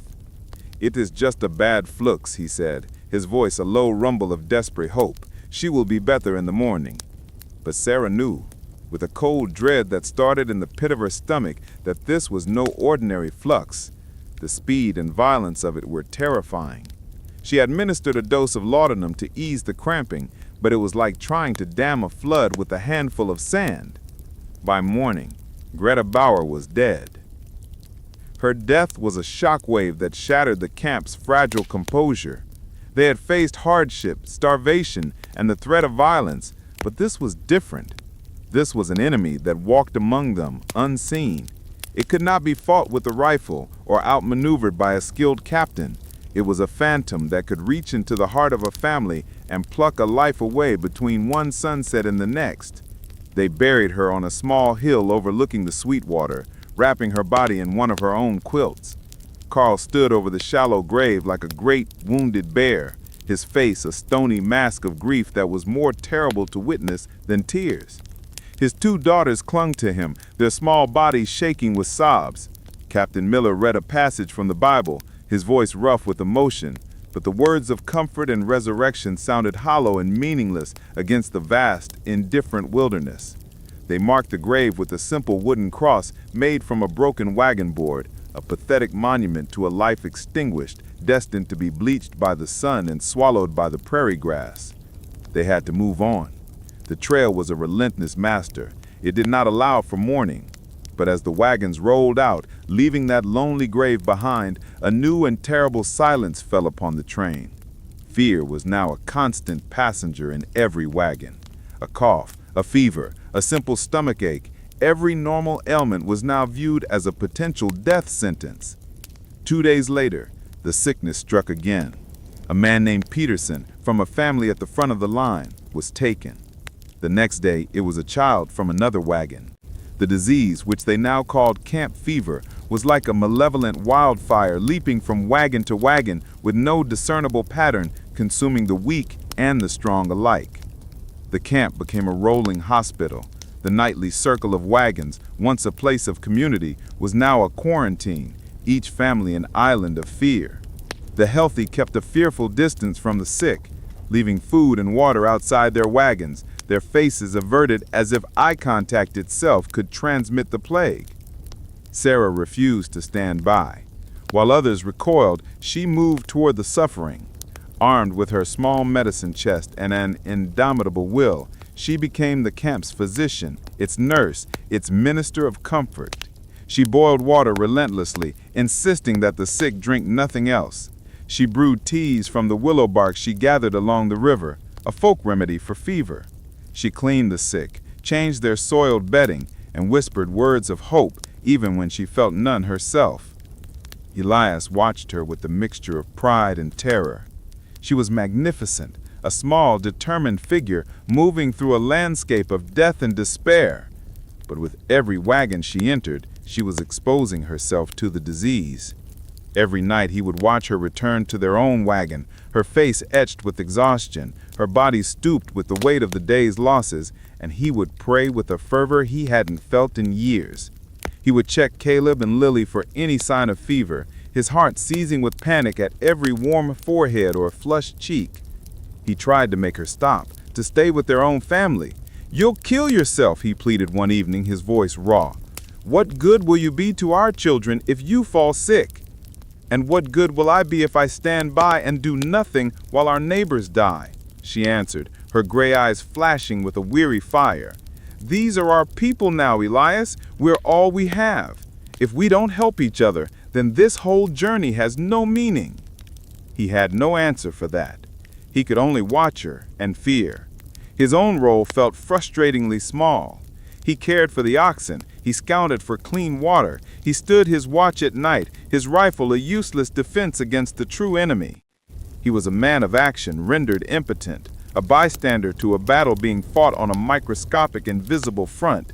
His guilt, which had been a dull ache, sharpened into a throbbing wound. He had brought them here. This beautiful, deadly land, this dream of a better life, it was all turning to ash in his mouth. And then the phantom crossed their own threshold. It began with Lily. She woke one night with a small, whimpering cry. When Sarah touched her forehead, it was burning. By morning, the fever had taken hold, and the terrible, unmistakable symptoms had begun. The world contracted, shrinking to the suffocating confines of their wagon. The vast mountains, the endless sky, the fate of the wagon train, none of it mattered anymore. All that existed was their daughter, her small body trembling on the mattress, her breath coming in shallow, ragged gasps. Sarah's practiced, professional calm dissolved. She was a mother now, fighting for her child's life with the ferocity born of pure, primal love. She used every remedy in her chest, every scrap of knowledge she possessed. She boiled water, insisting that the sick drink nothing else. She brewed teas from the willow bark she gathered along the river, a folk remedy for fever. She cleaned the sick, changed their soiled bedding, and whispered words of hope even when she felt none herself. Elias watched her with a mixture of pride and terror. She was magnificent, a small, determined figure moving through a landscape of death and despair. But with every wagon she entered, she was exposing herself to the disease. Every night he would watch her return to their own wagon, her face etched with exhaustion, her body stooped with the weight of the day's losses, and he would pray with a fervor he hadn't felt in years. He would check Caleb and Lily for any sign of fever, his heart seizing with panic at every warm forehead or flushed cheek. On the third night, the crisis came. Lily's breathing grew alarmingly shallow. Her skin was cold and clammy to the touch, and her eyes, when they opened, were unfocused. Sarah knelt beside her, her face a mask of utter devastation, her store of remedies and hope finally exhausted. "She's leaving us, Elias," Sarah whispered, the words a surrender. Elias felt something inside him break. The carefully constructed walls of his resolve, his stoicism, his role as the strong patriarch crumbled into dust. He knelt beside his wife, pulled her into his arms, and they wept together, their shared grief a raw, open wound. He looked at his daughter, this perfect, innocent life he had brought into a world of such suffering, and he railed silently against God, against the trail, against his own foolish, prideful dream. He lost all track of time. He simply held Sarah, rocking back and forth, listening to the fading breaths of his child. But as the first gray light of dawn filtered through the canvas, a change occurred. A small, almost imperceptible thing. Lily's breathing, which had been so shallow, seemed to deepen slightly. A faint sheen of perspiration appeared on her forehead. The fever, which had raged like a fire for 3 days, was breaking. Sarah felt it first. She pulled away from Elias, her hand flying to Lily's cheek. "Elias," she breathed, her voice filled with a fragile "Dam Xiangxin" disbelief. "She's sweating! Feel her!" Elias touched his daughter's forehead. It was still warm, but the dry, burning heat was gone, replaced with a damp coolness. Her breathing was still ragged, but it was there, a small, stubborn thread of life. She had turned a corner. She had fought the phantom in the dark, and by some miracle of a child's resilience, she had won. Lily did not recover quickly. She was left terribly weak, a pale, ghost-like version of her former self. But she was alive. The sickness, as if having spent its fury on their family, began to recede from the rest of the camp as they climbed higher into the cooler mountain air. It left behind a trail of 5 new graves, 5 more lonely crosses to mark their passage. The Peterson family was gone. The Bowers were now a family of 3. The wagon train was smaller, and the spaces between the wagons seemed wider, filled with the presence of the dead. The sickness of the body had passed, but the sickness of the soul remained. A part of Elias had died in that wagon. The optimistic farmer who had dreamed of a Western Eden was gone forever, replaced by a harder, sadder, more sober man. He had looked into the abyss, had faced the loss of his child, and it had changed him in a way that hardship never could. A few days later, as they made their way through a high mountain pass, Caleb came to him, his face serious. "Pa," he said, "are we almost there?" Elias looked at his son. He looked back at his wagon, where Sarah was feeding Lily a thin broth. He looked at the jagged, snow-capped peaks that still lay ahead, a formidable barrier of rock and ice. He put his hand on Caleb's shoulder. "I don't know, son," he said, his voice quiet. "I just know we're going to keep moving forward." It was no longer a journey of ambition. The dream of land and prosperity had been burned away by fever and grief. It was now a pilgrimage of endurance. Their only goal was to survive, to carry the living and the memory of the dead to the other side of the mountains, to find a place where they could finally stop and begin to heal. The sickness had been a fire that burned through their camp, and the Sweetwater River had been the cool water that quenched it. But the fire had consumed much of their fuel. They were weaker, leaner, and fewer in number as they faced the final, greatest barrier on their journey, the Rocky Mountains. From the plains, the mountains were a distant, beautiful promise, a jagged blue line on the horizon. Up close, they were a terrifying reality. They were not the gentle, rolling hills of Ohio. They were a raw, violent upheaval of the earth's crust, a fortress of granite and ice that seemed actively hostile to human passage. Their path was the famed South Pass, a high, broad saddle in the Continental Divide, described in their guidebook as the gateway to Oregon. The name was a gentle euphemism. It was not a gate, it was a gauntlet. The ascent began gradually, the trail rising from the plains into the high country. The air grew thin and sharp, a knife in the lungs with each breath. For the oxen, already skeletal and worn from 1,000 miles of labor, the change was catastrophic. Their great bodies, designed for the rich air of the lowlands, struggled. Their breathing became a constant, ragged panting. For the people, it was a slow-motion suffocation. Every step required a conscious effort, and their hearts hammered in their chests as if trying to beat their way out. Lily, still frail from her illness, struggled the most. She was too weak to walk, and as the wagon climbed, the thin air left her pale and listless, her breath a shallow whisper in the oppressive quiet. Sarah sat beside her, her face a constant mask of worry, holding a wet cloth to her daughter's forehead, feeling a helpless terror as the very air seemed to poison her child. The initial optimism of seeing the mountains was quickly replaced by a grim, day-to-day battle for inches. The trail narrowed to a treacherous ledge in places, with a sheer drop on one side and an unforgiving rock wall on the other. The men, their faces gaunt and their muscles screaming in protest, often had to put their own shoulders to the wheels alongside the straining oxen, pushing the heavy wagons over rocky outcrops and up impossibly steep grades. The world became a tunnel of screaming muscles, burning lungs, and the constant terrifying fear of a single misplaced hoof or a slipping wheel. The community, fractured and grieving, was now bound by a single, unifying force: shared misery. There was little conversation. All their energy was focused on the simple, brutal task of moving forward and upward. The first major crisis of the ascent came as they were navigating a series of tight switchbacks.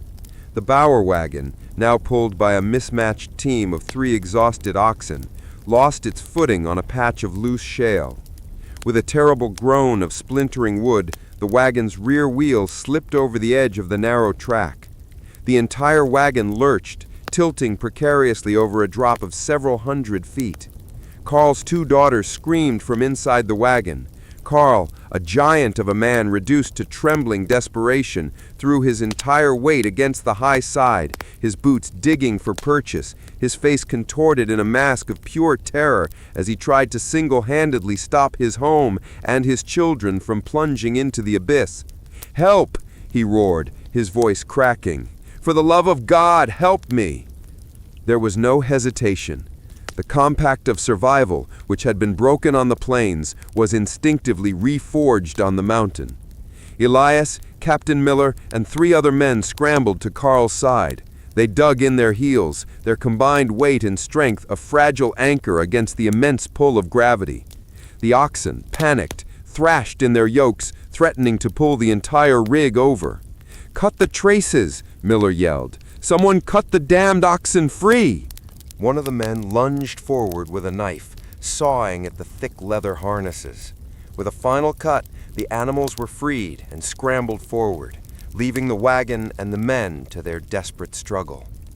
For a long, agonizing minute, it was a battle of muscle and will against physics. The wagon groaned, slipped another inch, then held. Slowly, painstakingly, they were able to lever it back onto the trail. They stood there afterward, gasping for air that wasn't there, their bodies trembling with adrenaline and exertion. No one spoke of what had almost happened. They didn't need to. Every man there had seen the abyss. Carl Bauer leaned against his wagon, his face buried in his hands, his broad shoulders shaking with silent, racking sobs. His ordeal was a mirror for them all, a reflection of how close they were at every moment to complete and utter annihilation. They were 2 days from the summit of the pass when the weather turned. The sky, which had been a harsh, brilliant blue, became a flat, metallic gray. The temperature plummeted, and a fierce, bone-chilling wind began to howl down from the high peaks, shrieking through the rock formations like a predator. Then the snow began. It came not as gentle flakes, but as a hard, driving sleet that quickly thickened into a blinding white curtain. Within an hour, the trail was gone, buried under a fresh layer of white. They were trapped in a swirling, featureless world of gray and white, the wind a constant, physical assault. Miller ordered them to form a tight makeshift corral, nosing the wagons up against a sheer rock face that offered some meager protection from the wind. They were completely exposed, a tiny, pathetic island of life in a vast frozen hell. The oxen, covered in a mantle of snow, stood with their heads hung low, their bodies shivering uncontrollably. Inside their own wagon, the Holt family huddled together for warmth under every blanket they possessed. The canvas offered almost no insulation against the penetrating cold. The wind tore at it, finding every seam and pinhole, filling their small shelter with icy drafts and the fine, dry powder of the snow. The storm raged for a full day and a night. It was a time of suspended animation, a waking nightmare. They ate cold biscuits and jerky, their meager water supply beginning to freeze in the barrels. The sickness of the soul, which had begun after the fever, returned with a vengeance. Despair was a physical presence in the wagon, colder than the wind. Elias looked at his family, at Sarah's grim, determined face, at Caleb, shivering and silent, at Lily, her breath a fragile cloud in the frigid air, and he felt the last of his strength, his mental fortitude, begin to crumble. He had led them here, his dream, his ambition. He had chased a promise across a continent, and it had led them to this, a frozen, premature grave in the heart of a mountain range. The guilt was a weight heavier than any wagon. On the second morning, the snow stopped. The wind died down, and a weak, watery sun emerged, revealing a world transformed. Everything was covered in a thick, pristine blanket of white. It was a scene of breathtaking, terrible beauty, but the beauty was a lie. The snow, in some places 3 feet deep, had made the trail impassable. Captain Miller gathered the men. His face, normally a mask of stoic resolve, was etched with a grimness that bordered on despair. "The animals can't pull the wagons through this," he said, his voice flat. "Not with this weight, not at this altitude. We have 2 choices. We can stay here and wait for it to melt and likely starve or freeze to death, or we can get over that pass. But the only way we do that is if we make the wagons lighter." He paused, letting the weight of his words sink in. Substantially lighter. Everyone knew what he meant. He was talking about abandoning their possessions. "I'm not talking about a piece of furniture here or there," Miller continued, his voice hard. "I'm talking about everything. Everything that is not essential for survival. Food, bedding, medicine, tools to build a new home. Everything else goes. Your heirlooms, your keepsakes, your memories. You must choose. It is the wagon or it is your life." A stunned silence fell over the group. They had already sacrificed so much, their homes, their pasts, their friends. Now they were being asked to sacrifice the very things that defined them, the last tangible links to the lives they had left behind. The great abandonment began. It was the most heartbreaking spectacle of the entire journey. Men and women moved like ghosts, pulling their worldly possessions from their wagons and throwing them into the snow. A heavy oak chest, carried all the way from Tennessee, was upended, its contents spilling out like entrails. A grandfather clock, a symbol of civilization and order, was pushed over and left to die in a snowdrift. Bolts of cloth, sacks of precious seed for planting, a child's wooden cradle, all of it was cast aside. Elias stood before his own wagon, his heart a block of ice. He looked at the few possessions they had left, the sturdy iron cook stove they had hauled for 1,000 miles, the heavy chest of tools that had been his father's, the handles worn smooth by a dead man's hands, and in the corner, Sarah's rocking chair, the one from her mother, a final cherished piece of her lost home.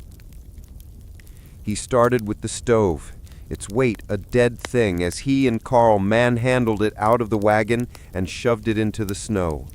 Then the tools. He opened the chest one last time, his hand tracing the familiar shape of a wood plane. This was his inheritance, his connection to his father. He felt the sob rise in his throat, but he choked it down.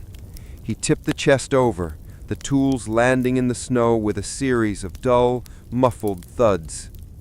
Then he turned to the rocking chair. He couldn't do it.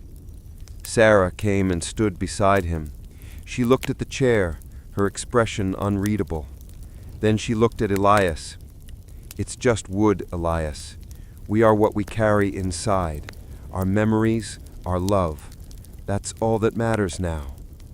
She placed her hand on the chair and helped him push it out. It landed softly in the snow, looking absurdly domestic and out of place in the vast, wild landscape. They were shedding their past, piece by painful piece, to buy a future. With the wagons brutally lightened, the final ascent began. It was an epic of raw human will. The oxen, straining against the lighter load, could now move. The men pushed. The women walked ahead, stamping down the snow to create a path. It was a slow, grueling, step-by-step battle against the mountain, the snow, and their own failing bodies. They moved as one organism, a pathetic, heroic line of survivors against the immense white canvas of the mountain. Hours later, gasping, weeping with exhaustion, they reached the summit. South Pass was not a dramatic knife-edged peak. It was a wide, wind-swept plateau, a bleak and desolate place that felt like the top of the world. But as they crested the final rise, they saw it. To the west. The view was staggering. The land fell away from them, a vast, complex tapestry of canyons, valleys, and lesser mountains. And far, far in the distance, they could see rivers snaking through plains of green and gold. It was not paradise. It was just land. But it was the westward slope. It was the other side. They had crossed the Great Divide. There was no cheering, no celebration. They were too broken, too empty for that. They simply stood there, leaning on their wagons, leaning on each other, staring at the vista that had cost them everything. Elias held Sarah, his arm around her thin shoulders.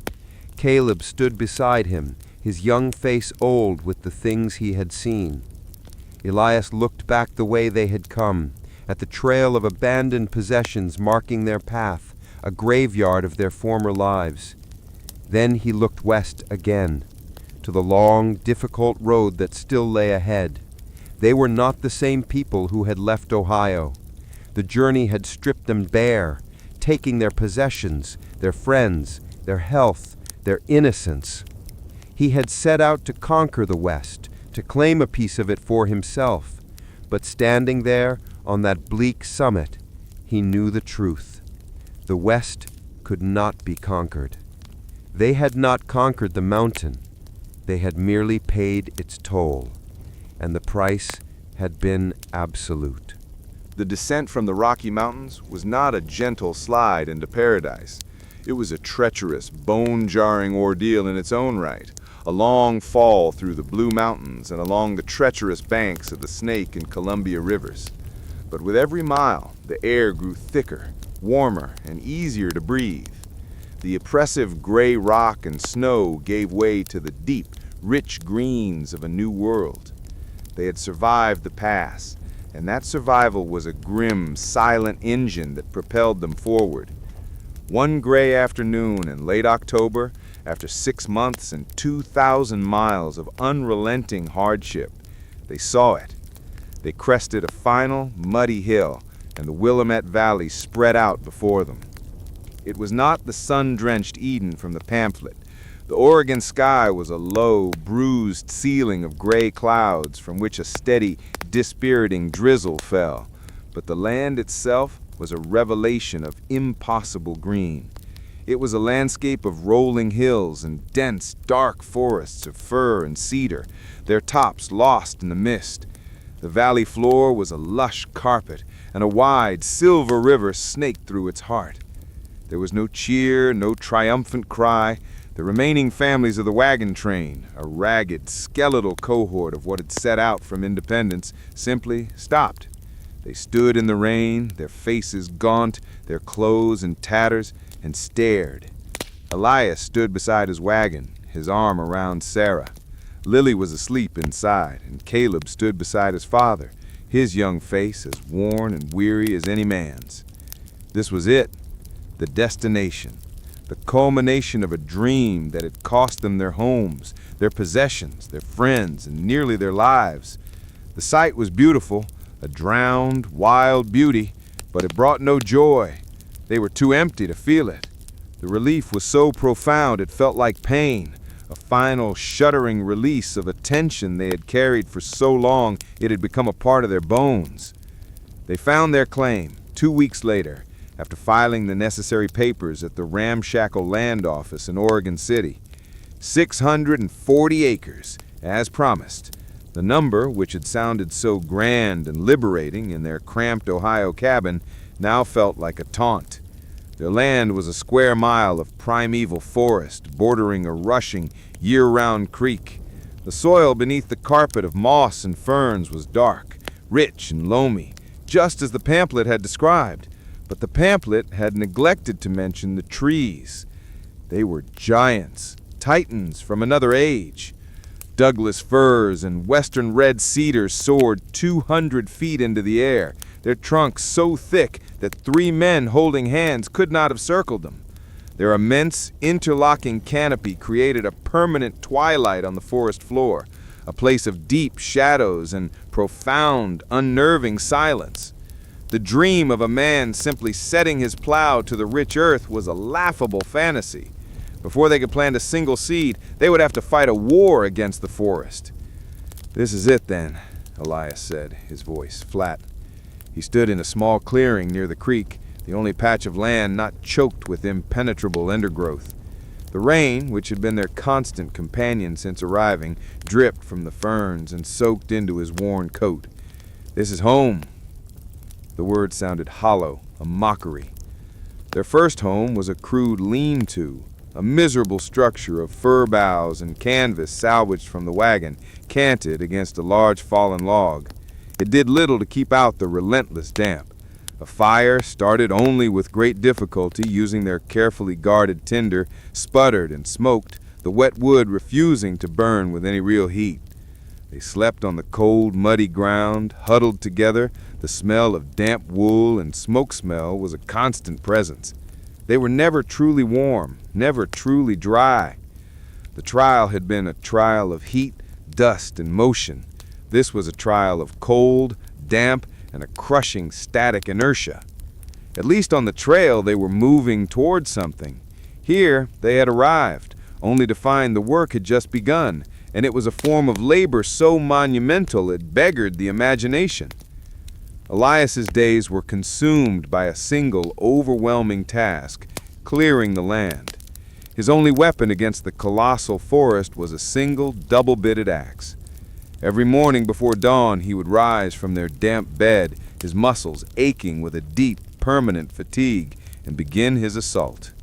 He chose a single, massive fir to be his first victim. The tree was a giant, a silent sentinel that had stood on this spot for centuries. Attacking it felt like an act of profound arrogance, a flea trying to fell an elephant. The sound of his axe was a small, sharp, lonely sound in the immense silence of the forest, swallowed by the moss and the mist.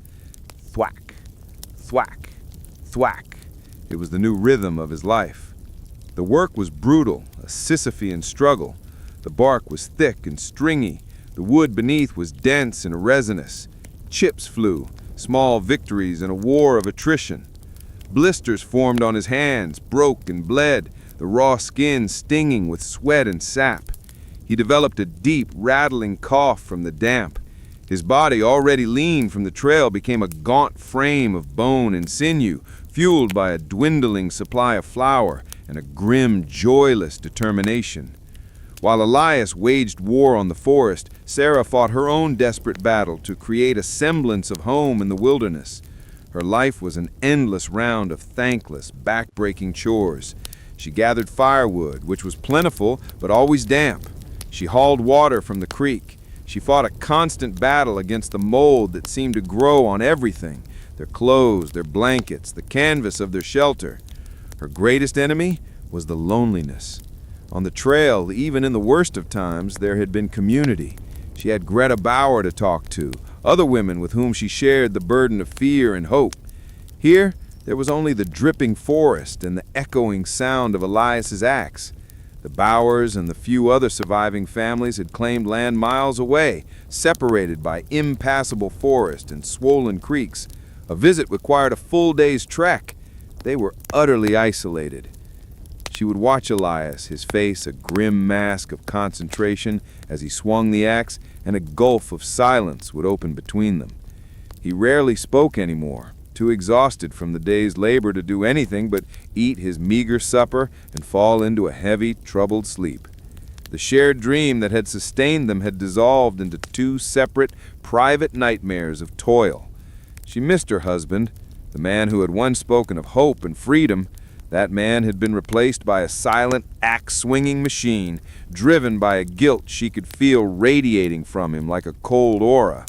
He had promised her paradise, and he had delivered her to this green, beautiful prison. Caleb's childhood ended in that muddy clearing. There was no time for play, no energy for adventure. He was his father's apprentice in the craft of survival. He was tasked with the endless, frustrating job of keeping the fire alive, of hunting for small game with a crude snare, his efforts usually yielding nothing. He cared for their 2 remaining oxen, the animals looking as lost and miserable in the dense, damp forest as the humans. The light of boyhood was extinguished from his eyes, replaced by the same weary resignation he saw on his father's face. One evening, Elias stumbled back to the lean-to and sank to the ground, his body trembling with exhaustion. Sarah handed him a bowl of thin stew made from flour and a handful of wild onions she had found. He looked at the bowl, then at her, his eyes hollow. "I saw the pamphlet today," he said, his voice a hoarse rasp. It fell out of the chest, the one with the pictures. A farmer standing in a golden field of wheat, his family smiling beside a neat white cabin. He let out a short, bitter laugh that turned into a hacking cough. "It was a lie, Sarah. It was all a lie." "We're alive, Elias," she said, her voice quiet. "Lily is alive." "Alive for what?" he shot back, his despair finally breaking through his wall of silence. "To live like animals in the mud? To work ourselves into an early grave just to clear a patch of land the size of a bedquilt? I brought you to this. I took you from your home. I led you through hell for this." "You led us to a future," she insisted, her own voice rising. "A hard one, harder than we ever imagined, but it is ours. This mud is ours. Those terrible trees are ours." Her words did little to soothe the sickness in his soul. The pamphlet's promise had been the fuel for his journey. Now, with the lie exposed, he had nothing left to burn but his own body, and he was consuming it day by day at the base of that unyielding tree. After a month of relentless chopping, the great fir was ready to fall. Elias had cut a massive wedge from its base, a gaping mouth in the side of the giant. He and Caleb spent a full day with a crosscut saw on the other side, its rhythmic shh, shh, a duet with Elias's rattling cough. It was dangerous, back-breaking work, and every pull on the saw was an agony. Late in the afternoon, with Sarah, Caleb, and a pale, bundled Lily watching from a safe distance, the tree began to yield. It started with a low groan from deep within its heart, a sound of protest from a living thing that had stood for half a millennium. Then a series of sharp cracking sounds like gunshots. The top of the tree swayed, slowly at first, then with gathering speed. With a final deafening roar that shook the very ground, the giant fell. It did not just land, it crashed, bringing down a dozen smaller trees with it, its massive trunk shattering on impact, its death cry echoing through the silent valley. They stood in the sudden, shocking silence that followed. Where the tree had stood, there was now a ragged hole in the forest canopy. And through that hole, for the first time since they had arrived, a shaft of watery, late-afternoon sunlight streamed down, illuminating a circle of raw, wounded earth. It was not a moment of triumph. It felt like a murder. They had killed a king to claim his throne. Elias looked at the destruction, at the colossal corpse of the tree, and felt no pride, only a profound and aching weariness. But as he stood in that small, lonely patch of sunlight, the first direct sun to touch his face in months, he felt something shift within him. It was not hope. Hope was a luxury he could no longer afford. It was something harder, more fundamental. It was resolve. That night, as the rain began to fall again, they huddled by their sputtering fire. The felling of the tree had not changed their circumstances. Their shelter was still miserable, their food was still running low. The forest still loomed on all sides, a dark wall of work that would take a lifetime to push back. The paradise they had dreamed of did not exist. It had been a phantom, a whisper on the Ohio that had lured them across a continent. The land they had found was not an Eden waiting to be plucked. It was a wild, untamed, and deeply indifferent place. Elias reached out and took Sarah's hand. Her fingers were cold, but her grip was strong. He looked at the small patch of sky visible through the new hole in the canopy. "We'll build the cabin there," he said, his voice quiet. In the sunlight. It was the first time he had spoken of the future in months. It was not the grand future of the pamphlet's promise, but a small, hard-won future, measured in single trees and single shafts of light. The promised land was not a gift to be received, but a life to be forged, piece by painful piece, from the mud and the rain. Paradise was not a destination. It was the back-breaking, heart-breaking, and unending toil of making a home where there was none. And their work had only just begun. The patch of sunlight created by the fallen giant was not a gift, it was a battlefield. Winter settled into the Willamette Valley with a chilling permanence, a season not of crisp snow and ice, but of relentless bone-soaking rain and a penetrating damp that seemed to rise from the earth itself. The sun, a rare and precious visitor, became the organizing principle of their lives. In its brief appearances, they worked with a frantic energy, and in its long absences, they endured. Their first task was to turn the corpse of the great fir into a home. The process was a lesson in humility and the brutal mathematics of human effort. Elias, with Caleb now his constant silent shadow, began the monumental task of booking the massive trunk into manageable lengths. Their crosscut saw, a tool designed for two strong men, was a torment for a man and a boy, both weakened by malnutrition and fatigue. Every pull was a searing agony in Elias's aching back and protesting lungs. His cough was a constant, unwelcome rhythm section to the saw's rasping song. They had no team of oxen to drag the logs, only their two remaining animals, who were as weary as they were. They used crude levers and rollers, fighting for every inch, their movements slow and clumsy in the sucking mud. The work was a glacial epic of sweat and strain, a battle fought for a few feet of wood each day. While Elias and Caleb harvested the timber, Sarah held their fragile world together. She became a creature of the forest, her eyes constantly scanning the undergrowth for anything edible. She learned the bitter taste of acorns and the right way to leach them in the creek to make a coarse, gritty flour. She found clusters of wild mushrooms, recognizing the edible ones from a book she had insisted on packing, its pages now swollen and warped with damp.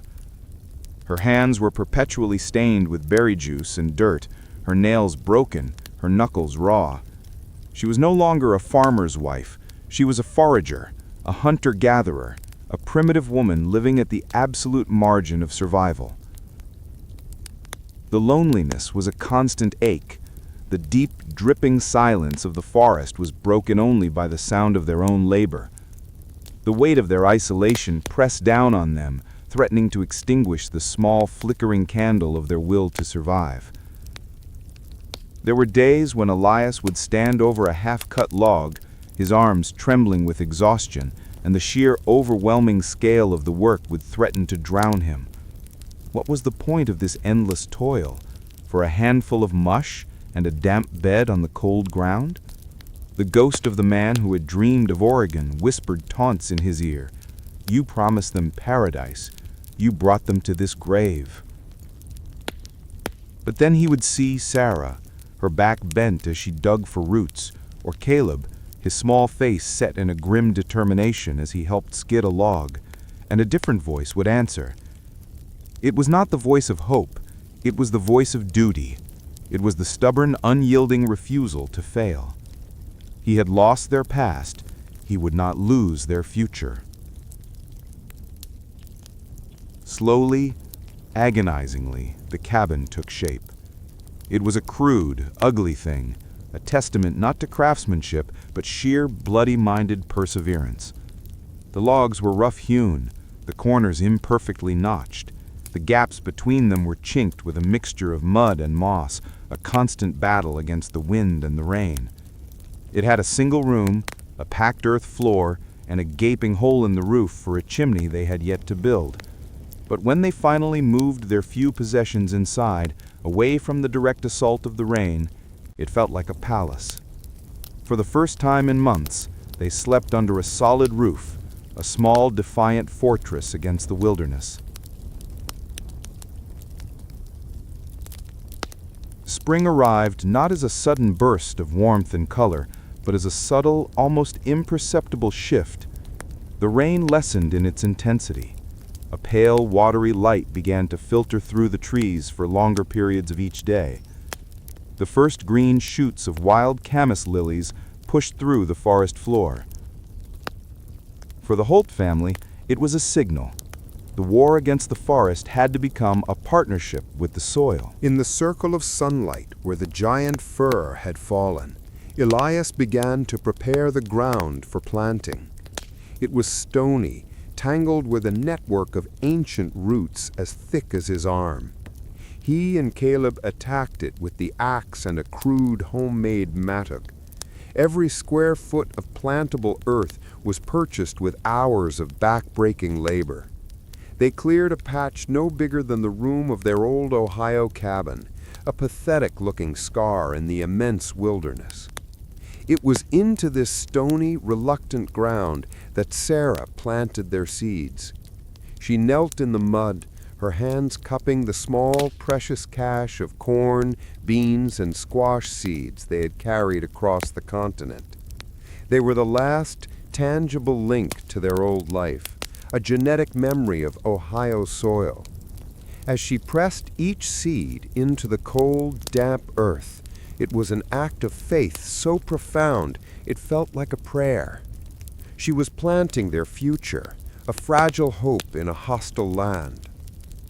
One afternoon in late spring, as Elias was clearing stones from the small garden plot, he heard a sound that was not of the forest, the unmistakable creak of a wagon wheel.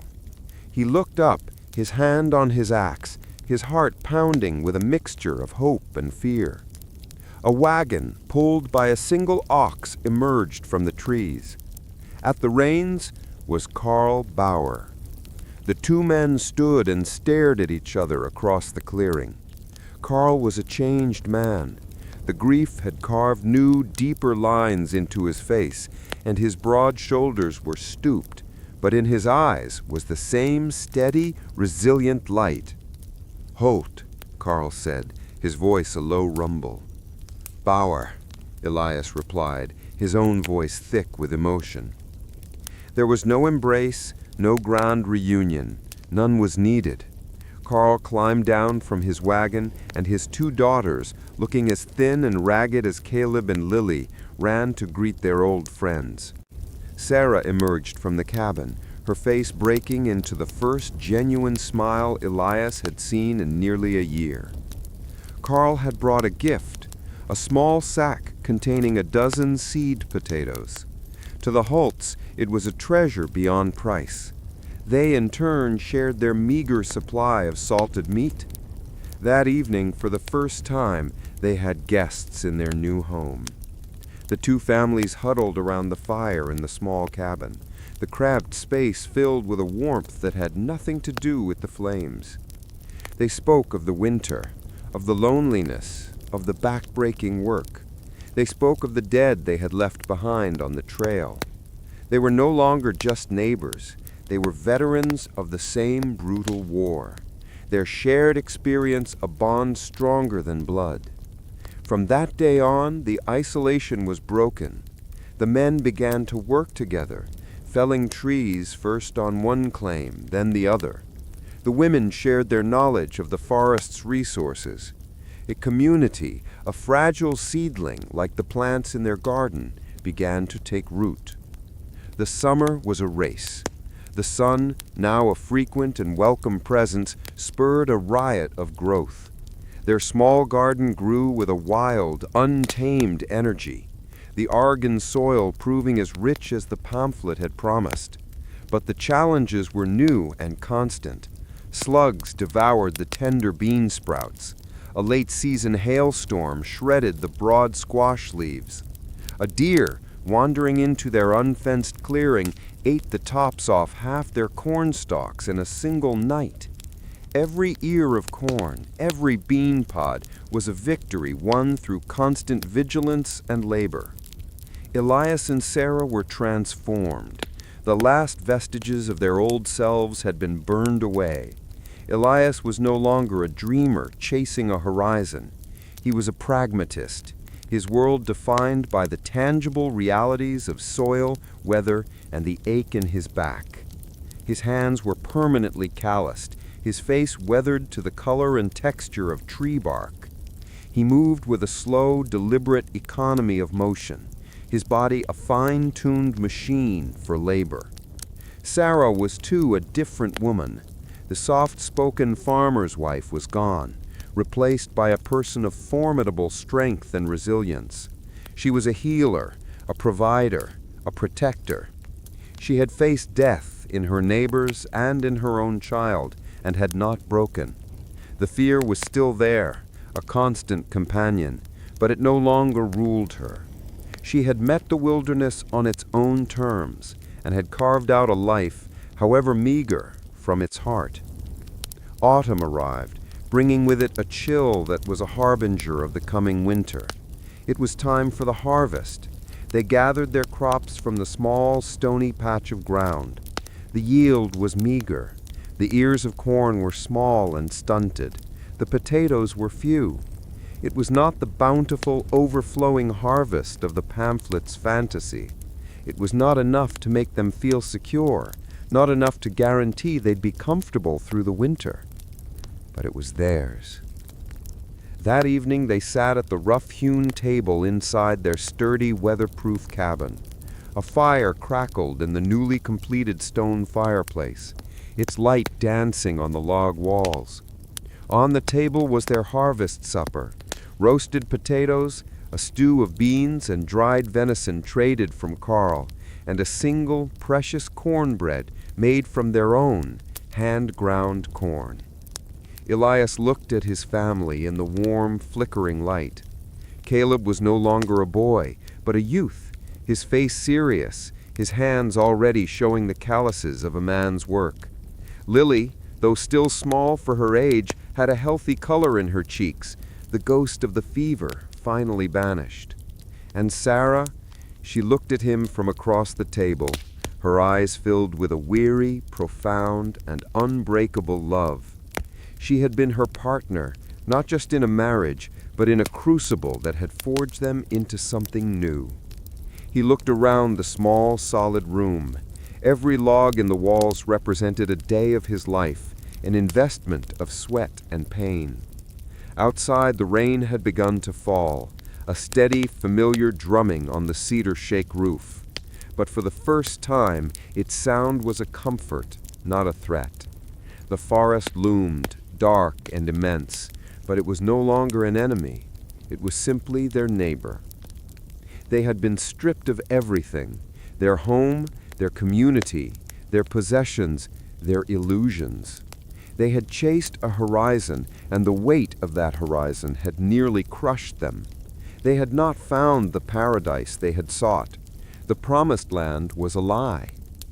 But as Elias looked at his family, safe and warm in the home they had built with their own hands, eating food they had grown from their own soil, he understood. Paradise was not a place you found. It was a thing you made. It was not a gift of fertile soil and gentle seasons. It was the fierce, stubborn, and sacred act of planting a seed in stony ground and dedicating your life to making it grow. The journey was over, but the work of living had just begun.